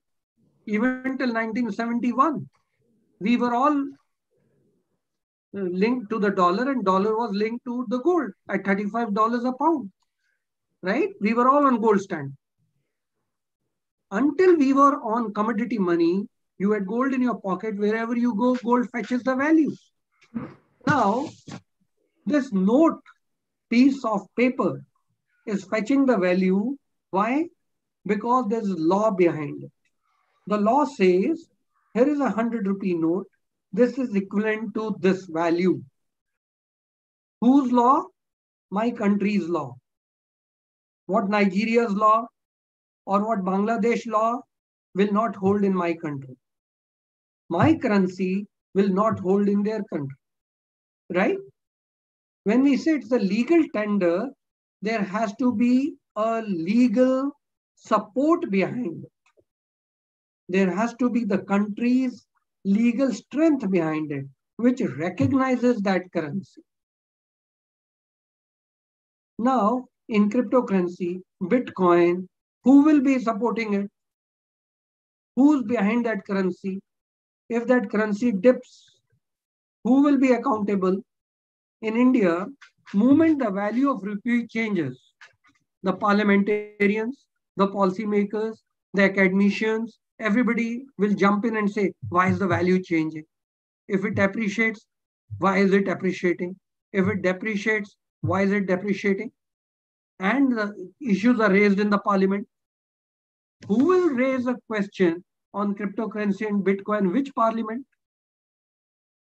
So unless there is an accountability on money supply, on interest rates, on the currency size and composition, and there's a legal basis of that currency cannot succeed, should not succeed. Thank you so much, sir. So last question. I want to ask you this question. What is your take on privatization of PSUs? Why not? As early as possible. What is the role of the government? What is the government meant for? Government is meant for securing the borders, defense. Securing things inside the border, internal security, and judiciary. Certain other things government should be held responsible, which are public goods. Maintaining parks, good roads, good infrastructure, good health of individuals, good education system. Everything else, why should be government involved in producing apples? Why? Commercial banks are profit-making entities. Profit-making entities should be entrusted to people who seek profit, and these are private people. See, why were the banks nationalized in '69? You should read that speech by Dr. Y.V. Reddy, where he says the Prime Minister at that time wanted a control on finances across the country to rein in the political parties in different parts of the country. Once you have the army is everywhere a unifying force. But what other unifying force do you have? None. So you created banks as a unifying force. You want to teach a lesson to state X, you either open a bank or close a bank. Or start operating your policies through the banking system. So you read that speech by Dr. Y.V. Reddy, it's a longish speech, gives you lots of insights into the 1969 nationalization, and then form your own judgment. My judgment is these banks were not nationalized with the altruistic motive of serving the rural and poor people. If that was it, by 2014, you would have covered 100% of households in banking. You couldn't, you didn't. You still had only 50% coverage. So therefore, Dr. Y.V. Reddy's speech is an eye-opening speech. And once you read it, you'll form your own opinion. My 2 cents on it is, wherever it's a commercial entity, it should be entrusted to the private sector. They are incentivized. They'll bring in the best technology as well as they'll bring in the best manpower and governance norms. And they should run the banking system, where not only banking, even manufacturing, even other things. In our country, there was government industry, government firms which used to produce bread. Is it government's job to produce bread or governance? They should focus on governance. And private sector, we are 1.3 billion people. We can't find somebody to make bread for us or run a bank for us. Amazing, no? So government should do good governance, provide us a conducive environment, create an ecosystem where we can flourish, and then all of us will work hard, be it bank, be it producing bread, or be it producing machinery. In Western world, even defense equipment is produced by the private sector. And in our country, we are so scared that we don't allow the private sector to flourish.